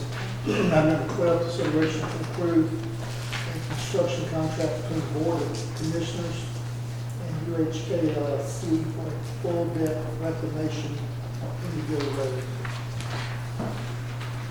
I'm going to have Kristen from EOM discuss this. This is the Ash Road. Kristen Otziger, EOM Operations, and I also have Dan here and Eric, so I'll probably tag them in for any technical questions you have. A couple months ago, we had an engineering firm that did a presentation for y'all on the full depth reclamation that they were suggesting. We had them come into our office, met with them, review the process. What they then did is several test samples throughout the county. Did some laboratory samples, did some injections. In the laboratory, this process seems to be very good. Of course, it's never been done anywhere else, so we're suggesting a test road just to try this out. We submitted several different road locations. Indigo Road was the one that was selected by the board, and we're recommending, because it is a sole source type item, to let them come in and do 1 mile and see how this goes for the Ash Road. Of course, this is going to be $593,000. The cost, if we were to remove it, would be $780,000. Definitely a cost savings there. Any questions? Okay, if 1 mile. And Indigo is longer than 1 mile, but this is the worst part of Indigo. This is a section against truck traffic. so if we pay $593,000 a mile for this mile, the next mile is going to cost the same thing? It So how varies price road? depending on the samples. They do have to do core samples just to make sure they don't have to adjust the injection, but it is within the same range, so it may be a Could be few more, dollars. could be less. Not much, just a few dollars. Usually all they have to do is change the amount of rock versus emulsion, but it stays within that range. And like I said, this is a test just to see how this holds up. We don't want to do a large amount until we know, once we get a truck traffic on, how it's going to hold. I'm glad it's a short road. What's our time period on testing? They can start immediately. As far as how long we're going to test this until we say? I would recommend at least a year. They have offered to go do a little bit of meetings with some folks in the state to try to see if funding would be available. They do believe they could potentially get some funding for this, and they've already said that they don't mind going and meeting with several individuals. So there is an option to do a little bit more, but that would be if you want to proceed with that. I wouldn't recommend doing anything unless we actually are guaranteed some We funding. wouldn't have to do this on every Ash Road. This is just, we tend to have the heavy traffic like courthouse extension and other roads that have, Ash roads that have heavy truck traffic. Yeah, chip and seal will still be a good answer for many of our less traffic roads, which is a lot less expensive. I was thinking it was gonna be a bigger savings than this when we first started talking about it. Well, we It's did somewhere around increase thousands. this for the asphalt, so before the prices that you were looking at were just a chip and seal, this actually has asphalt top on it, so that's a little bit of the price difference from your previous numbers. Inch and a half on top of it. Yeah, that's correct. So just for other roads that are less traveled, but we want to do a little more than normal, we could still put chip and seal over this new base that we're Okay. working, which might save, you know, what the estimated cost of that savings would be. Dan, do you know? If this model was chip and seal versus. You're probably looking at maybe 85,000 per mile. Something to consider, when you're talking about how many miles we've got, there may be some areas that will be less traveled, but chip and seal with a better base would be still a long-term solution. Yeah, the only difference is it doesn't have as much of a life expectancy, but if you're not having a heavy traffic road, then you should be fine for several years. What are they quoting as life expectancy of this process? Take that over. 20 years. In answer to the question you asked me a little bit ago, I'm a little bit slow to make the answer. Dan, you need to come to the microphone. Dan. Come to the microphone, please, sir. While he's coming, when it says 20 years, I hope the base is pretty well, we're talking about resurfacing the 20 years. We're talking about, yes, that's just the top, not actually digging up, as long as this test road. Generation, yeah. The question about how much the inch and a half asphalt on top of it is, according to our figures we have here, it's $150,415.08 of that $599. So Right, and my question was, what would chip and seal cost compared to that 150? 125. Oh, so it's not gonna save you at all. We're putting the chip seal on top of it and then putting the asphalt on top of that. That's part of this process, is you have that initial chip seal, so you're just not adding the extra layer of asphalt. So you still have to do that initial layer. A chip and seal. Yeah, and then you go over the top of it. So you do have a cost savings because you're not doing that second step. So if you, just for future, if you did the base and you did a chip and seal, could you leave it at that level if you wanted to? You would want to do a double chip seal instead of just a single. Well, then you really not saving anything, because 125 and 150, you're not saving anything. If you do a double. You're still saving. It's just a little bit more than, if you look at the packet, this price for the 120 is a single surface treatment. You would just be doing a double surface treatment. It would be a little bit more expensive, but you're eliminating that 1.5 asphalt. So we can tell you what that is when we get back. 120 for the chip and seal, so you eliminate, you add that, but you get rid of 150, you really can save about $30,000. But to do a double seal doesn't mean it's going to be an additional 120, is what we're Oh, I saying. got you. Yeah. Right. It's So- just another step, no one more. Look at it from this direction. The single surface treatment plus the inch and a half asphalt is $275,000. Right. If you do just a double treatment chip seal, then you're not going to be paying out the $150 for the inch and a half asphalt. But what would it be another? Would it be like $145 or $150 instead of the $275? But you don't get the durability. You don't get the, and if we're talking about doing a road that's got a lot of truck traffic on it, and that's why you need this. No, this one we want to do it, I'm just trying to Yeah. think of ways of those And- 165 miles we've got, how can we? And save we'll 20, come up with 50 prices to do that for you, when you look at other roads. Each one will be on a case-by-case basis. I'm sure we'll be talking about it more later, but right now we just need to get a test run and see what it looks like. Any other questions, discussion? Have a motion for alternative number 1? Make a motion to approve alternative 1. Second. Ross, please.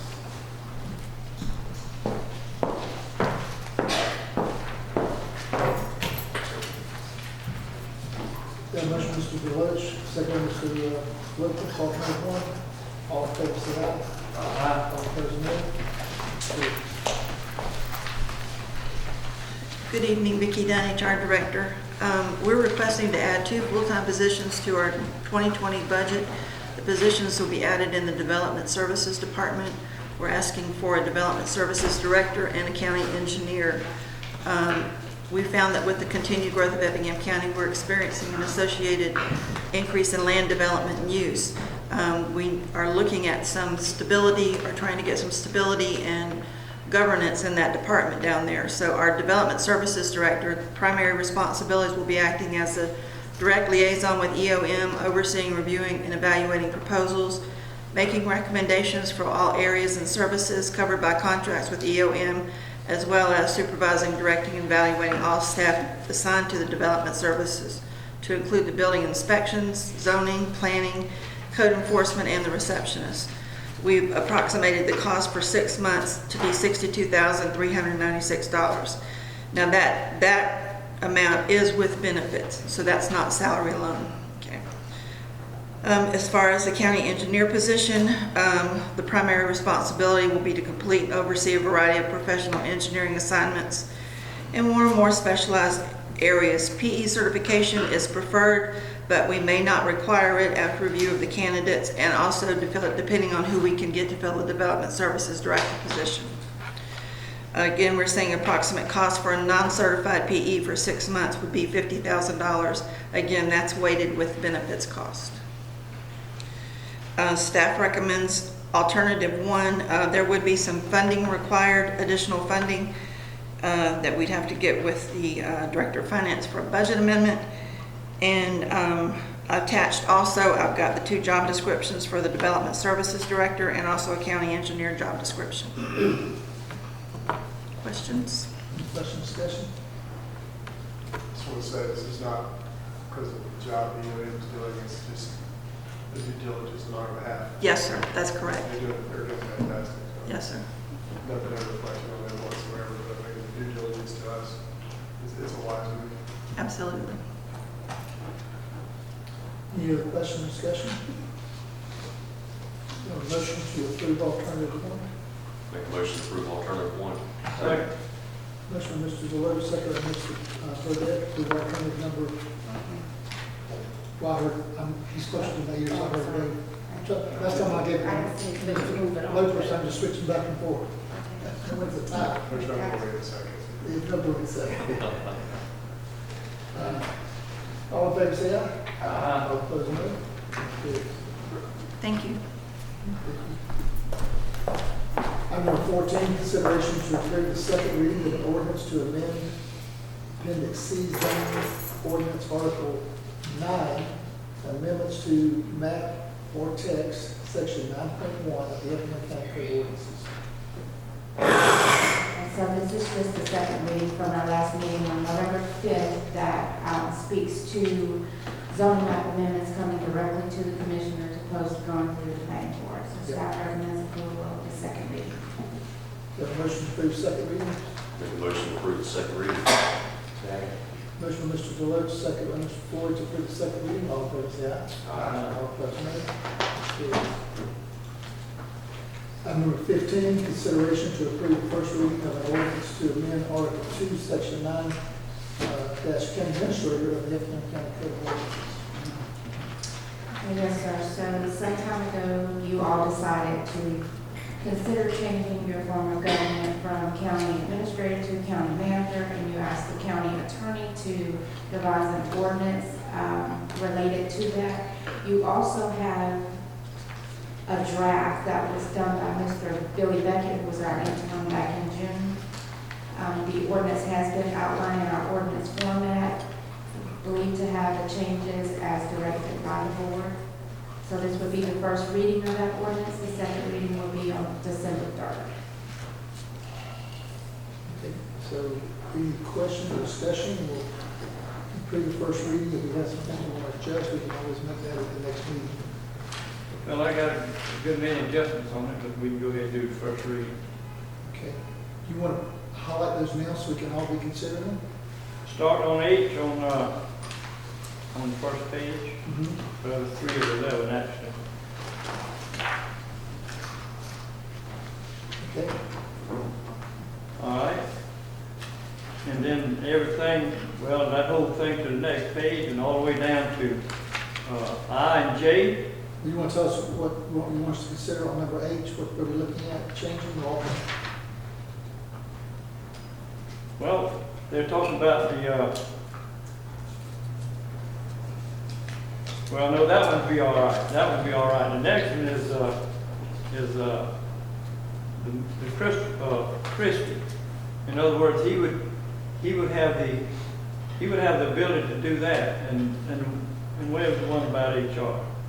All right, number I, to submit or cause to be Let me submitted see, no yeah, later let me than see, the let me last back day of up. the 11th month. But anyway, the two that I have trouble with is the one with Christie and the one with HR.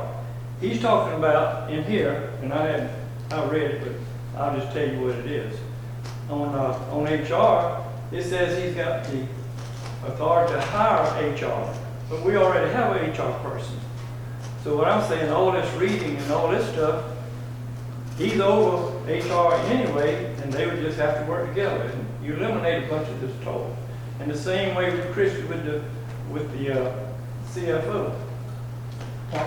He's over her in general anyway. Correct. But if she wants to, if he decides that he wants to make a statement on that, then he can do it, or she can do it. So both of those, I don't agree with them, because he's already got the authority to do what he wants to anyway.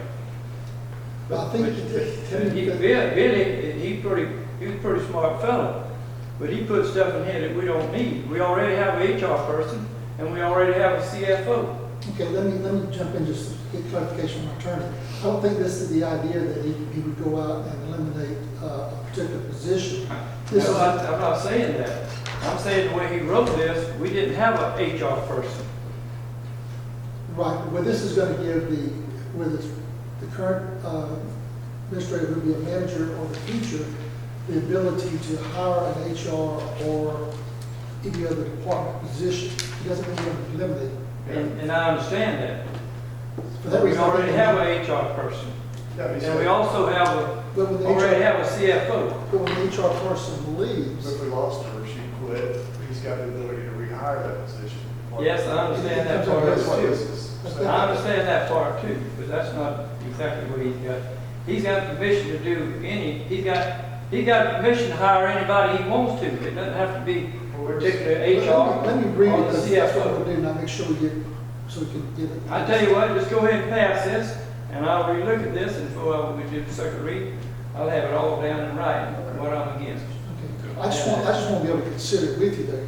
I may like your points, and if I don't know what they are, I can't consider them, and I don't want to have to table it in the next reading, you know? So I'm trying to understand Oh, you ain't got to table it, we'll go.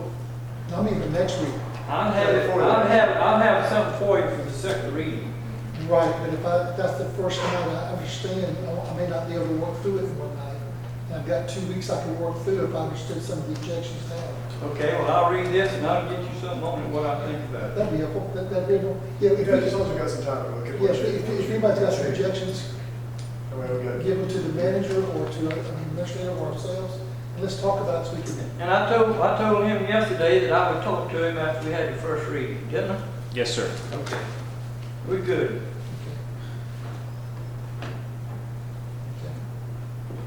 One of the things I like about these readings here is that it places it square on the shoulder of the manager to make sure that human resources is in place and that finance does have the budget. The manager can never say, well, that's Christie's fault, she didn't get it done. No, it's important that he works with Christie. Well, that's what I'm saying. He can work with it, but he's got the authority over anyway. Right, but that's what this says here. I understand that. He can't shut his responsibility. He can't get rid of his responsibility to make sure human resources and budgets are in place. That's exactly right. Right. And that's what I want to happen. I want them to work together. And that's the way it reads, I believe, but we'll look at it. Okay. I did want to say something. It's harsh. I mean, you guys, I think we're making a good move here. We're looking for the future. I just, we're going to go forward, just looking for the future. I think this is a really, really good thing for our county. It really is. I don't think it made much difference to me anyway. Well, especially on hiring and attracting people and being able to work together. I think it's really good. We had the director of the ACCG went to a meeting at the 12th meeting, and we were talking about the difference in a manager and an administrator. He said the only difference in the way he looked at it, the only difference in the two of them was $10,000. So anyway, It's whatever authority you give them, it's Yeah, not. it's empowering. It's empowering. And calling it, call it, that's what. I don't have no trouble, I don't have no problem okaying this, like it is. Okay. All right, any other questions, discussions? All right, then, I'll entertain a motion to approve the first reading. Make a motion to approve the first reading. Motion by Mr. Deloach, second Mr. Ford, to approve the first reading. All in favor, say aye. Aye. All opposed, no. And it carries. Very good. So encourage each of us to go back. I've read it thoroughly too, and you have it. And if you have questions, it's kind of maybe just, is that okay? In point of clarification, Lee, can we put things in emails to each other, the questions we have, as long as we don't make any decisions? That's not breaking the open records. You can email each other. Okay, so if you have something you want us to consider, please email that out. Yeah, emails are subject to the Open Records Act. Huh? So the emails are subject to the Open Records Act. Right, I just didn't know if we could legally discuss something like that, you know, without being open meeting. Okay. All right. Item number 16, consideration to approve to council December 17, 2019 Commissioners meeting. So we discussed that at the last meeting, and I think you all agreed, so it's just on for your approval. It's usually a really busy time. If we need to have a meeting, let me know, gentlemen, we'll call it. But if we can avoid it, spend time with family and not slow down business in the community, I recommend we get a motion to council December 17, 2019 commission meeting. So moved. Second. Motion, Mr. Lopez, second, Mr. Deloach, second, Mr. Lopez, to council December 17, 2019 meeting. All in favor, say aye. Aye. All opposed, no. It carries. Item number 17, consideration to approve a contract with Green Line Architects for programming and preliminary design for county administrative complex utilization for a property located at 802S Laurel Street. Yes, Mr. Chairman, in July 2019, Effingham County entered into a contract for the purchase of roughly 4.4 acres, including improvements located at 802 South Laurel Street in Springfield from Renaissance Bank. This property is to serve as the new county administration complex. Commissioners have requested to have an architect conduct a programming and utilization study to determine which county departments will relocate into the facility, in addition to have preliminary floor plans and design. Staff has reached out to Monica Mastriani at Greenline Architecture. She was the architect of the operations building and also took care of the renovation of the second floor of the original bank building. The funds are budgeted through SPLOST, and I did not put the fund amount here, and I meant to. It is in the contract. 22,500. Yeah, 22,500. That would come out of SPLOST, and so as part of the responsibilities, it's certainly will be time consuming. Would be the architect will conduct department visits with county departments to determine programming and needs. And I've also requested a furniture inventory for the potential of the purchasing of furniture as well in the office building, and that allows the architect to actually place the furniture in the plans as well. Determine what if we need. What our needs will be with regards to furniture, fixtures, and equipment when the final plans are approved.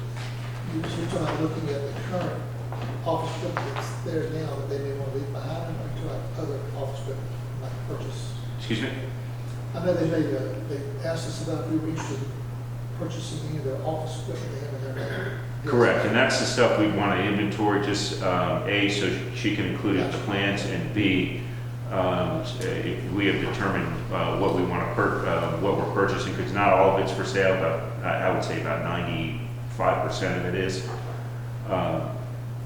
We can come up with a fair price. Any questions? Motion to approve alternative one. Motion to approve alternative one. Motion, Mr. Burdette, second. Excuse by me. Mr. Floyd to approve alternative one. All in favor, say aye. Aye. All opposed, no. It carries. Excuse me, Mr. Chairman. How long will a bank stay there? The agreement, the contract agreement, actually, can you state your name for? Oh, excuse me, I'm sorry. Jack Garvin, Cloud, Georgia. Downtown. The agreement has, as current there, has them for 2, possibly 3 years for leasing that downstairs while they look for a new That's location. only the lobby area. Just, Yeah. just the lobby Just area. the main spot. Okay. Sounds good. But we would hope it would not be as long as, because they want to have another bank somewhere in the Springfield area. Please make better microphones in this new building. Yeah, we're working on I'll take that note. We're working on it. Item number 18, consideration to approve an agreement for personnel services from Effingham County and the City of Guyton for the Guyton runoff election. Good evening. Daniel Hoffman. I'm with the city. I'm City of Guyton City Manager. Yeah, I'm asking for the county's assistance with the runoff election that we're having on December 3rd. And as you may or may not know, we had an election, and two of the seats were very close. And this is kind of an emergency situation because our election superintendent has abruptly resigned, and now we don't really have anybody to run the runoff. So me and Mr. Callanan put together a contract. My board has approved it already, and so the city is just looking for some help. The contract itself,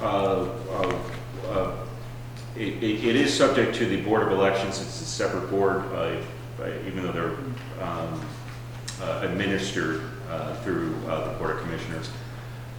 So this will have to go in front of them. Olivia Morgan is here if you have any questions on that. I've asked her for a rough estimate on the potential cost on this, and this includes early voting. It'd be about $8,000, and the agreement states that City of Guyton will reimburse the county for all related expenses. Indemnify us against any repercussions from this election.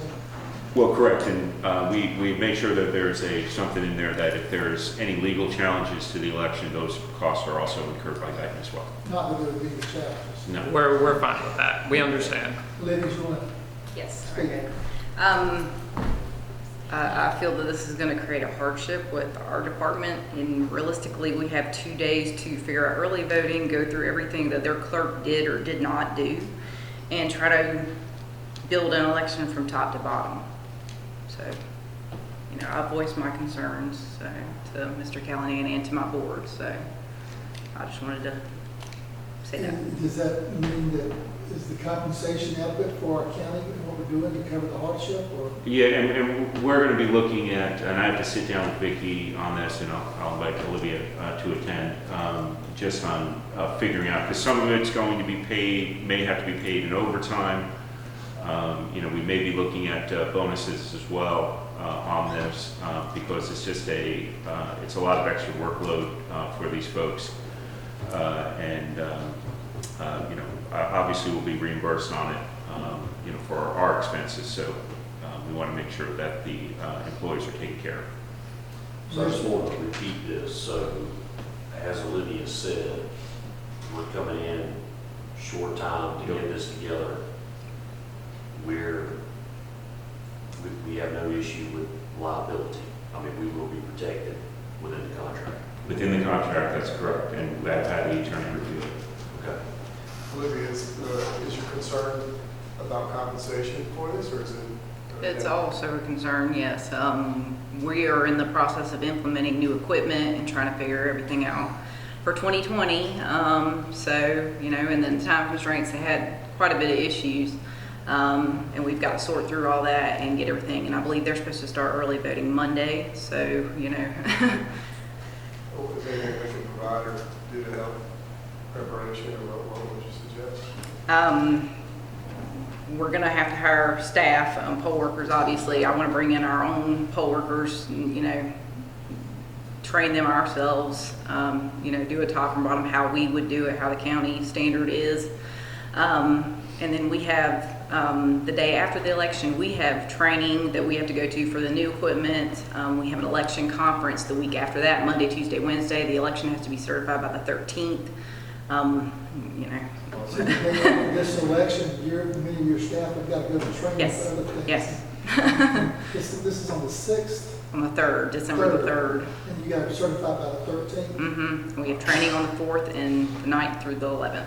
So, So the compensation is generated towards the temporary dollar. yes. And this will be on the new machines. Yes.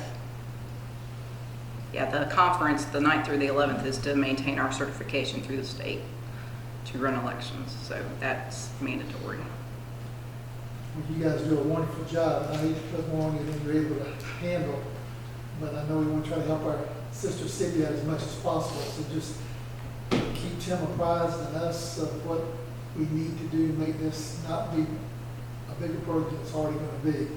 But we do appreciate you stepping up to the plate and helping them out. No problem. Olivia, when's your board meeting? I was waiting to hear what happened tonight, so I'm going to have to do an emergency board meeting. I intend to do it tomorrow. Yeah, I feel like we need to, if all possible, try to, it may be a little expensive, we need to get it done, have to do it. Yeah, and I'll just say, you know, we've exhausted all options. We've looked at Rankin, Springfield, aside from me doing it. We really don't have any other options. So whatever we have to do to make this work and make it a smooth process, I'll help as much as I can. I appreciate that. Thank you so much. And yeah, I appreciate you guys assisting us. Okay. Thank you, guys. Any other questions or discussion? Do we have a motion for alternative one? Make a motion to approve alternative one. Motion by Mr. Deloach, second by Mr. Loper. Approve alternative one. All in favor, say aye.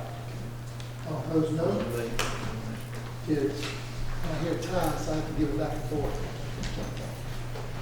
All right, item number 19, consideration to approve a warranty deed for a lift station declaration of covenant and final plat for Covered Bridge Phase 2 located off of Highway 17 South, map number 352, parcel number 37 in the 1st District. All right, so this is phase 2 of Covered Bridge, and as you may know, phase 1, the roads are private, the drainage is private, and that's going to continue in phase 2.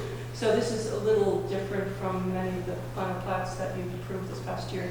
On that note, the county attorney has worked closely with the developer's attorney to develop these two, the declaration of covenants, maintain roads and drainage infrastructure in phase 2. And also the warranty deed for lift station and conveyance of water and sewer utilities and utility access easement. So those have been vetted and those are approved by the attorney.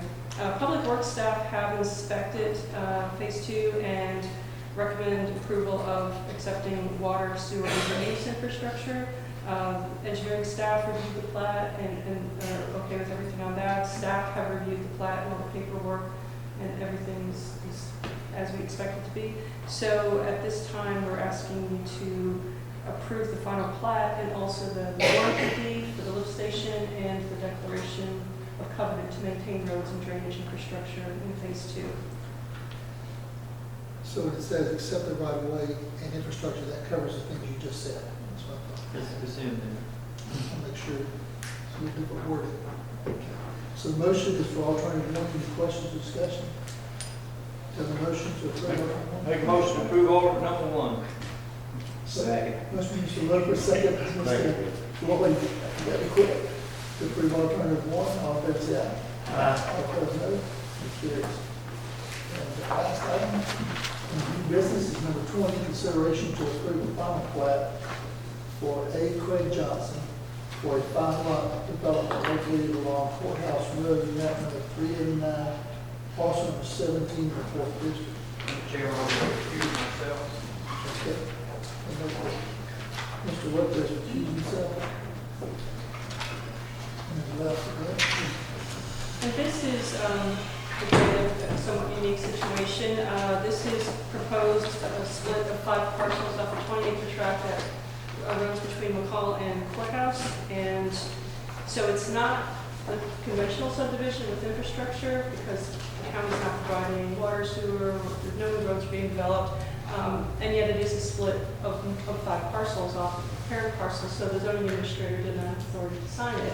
So it fell into that gray area. Well, it has to come before the board, and do we require then, do we treat it like a major subdivision requiring all the usual reviews? And it ended up where the health department reviewed it and they're fine that the lots are appropriate for their needs. I think Mr. Johnson can speak to this, but he did talk to them, and the placement of the well and the septic has already been sort of predetermined as far as distances, because that's the big concern, making sure there's adequate distance between the well and septic on each parcel. So with all of that being said, we as staff feel that we can recommend approval of this, and we're here to answer any questions. Any questions or discussion?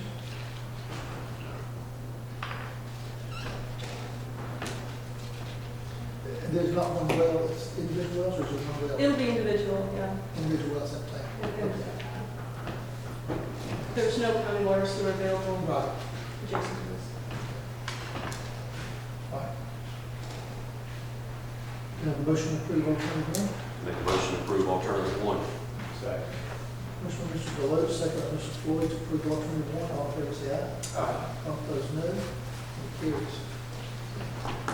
So that concludes the new business. We'll move into reports from administrative staff. Got no report, Mr. Chairman. I appreciate it. You keep us pretty well updated, so that's good. But any administrative staff, any reports? I'm just gonna give you what I've got, it's just reminders. Okay. I'll print your copy. Just go home. So you don't have anything to report? No, sir. Okay, very good. Do we have a need for executive session? No, sir. Thank you, Point I'm sorry. Go ahead and see. I'm fine, I'm good to go.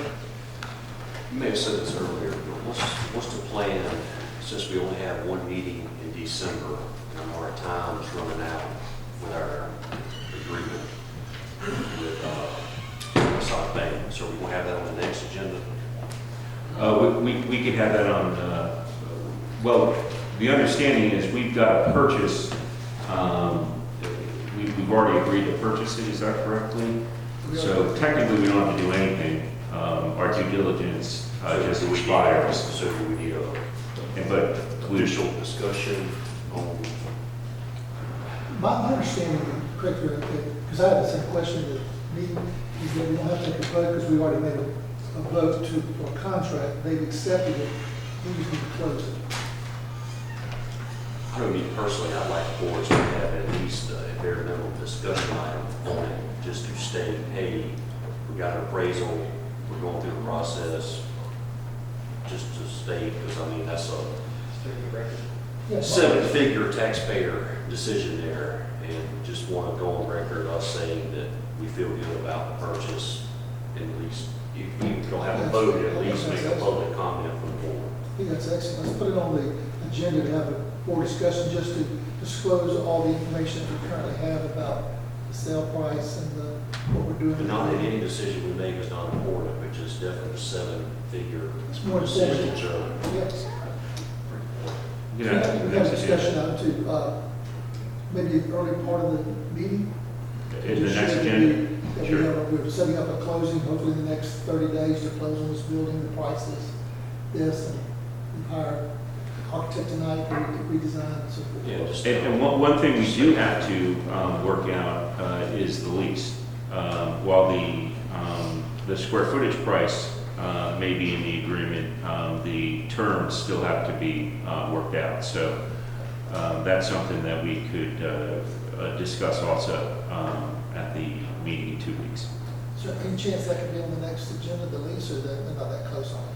I mean, they know what they want. Possibly. I mean, I don't know how complicated they're going to be, but We can definitely discuss it and see what we have for the the next meeting, but we're not gonna have at least ready by this Thursday.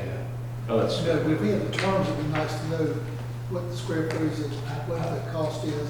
Right, yeah, now, I think, in fairness to the bank, I think they were waiting to make sure we were moving forward, so they can actually start thinking about, is this really gonna happen?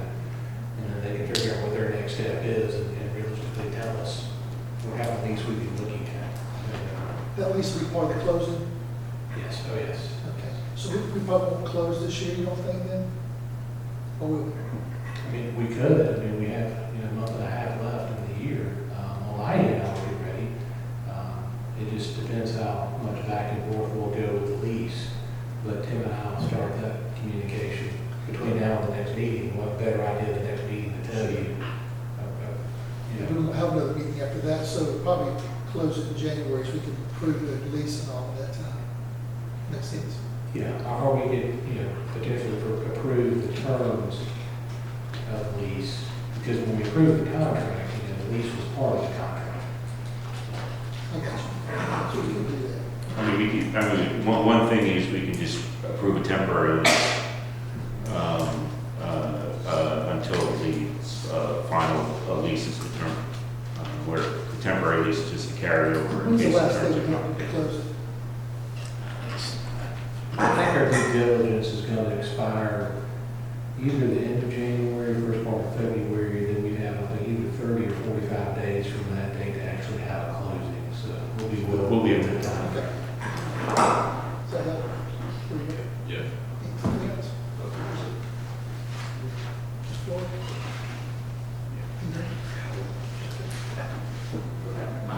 Is there any other comments from anyone? Oh, I do need to ask you one thing. So you have kind of set a precedent of having a luncheon for staff around Christmas time. Are you all interested in doing that this year? So I already talked about it.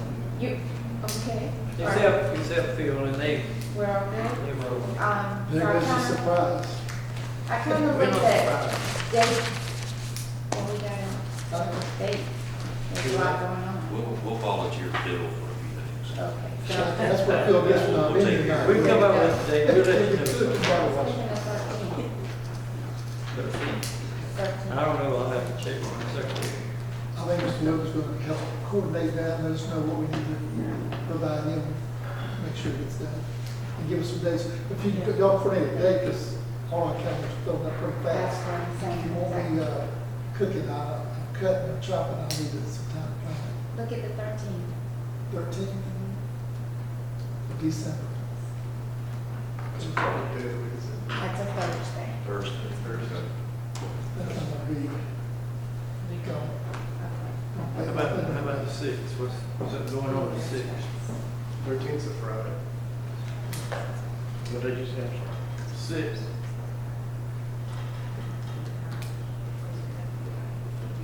My wife, I mentioned that I hadn't looked at the calendar. Well, you need to make sure the wife is available, because I know she. No, she mentioned the sixth. I mean, we were just talking about it in general.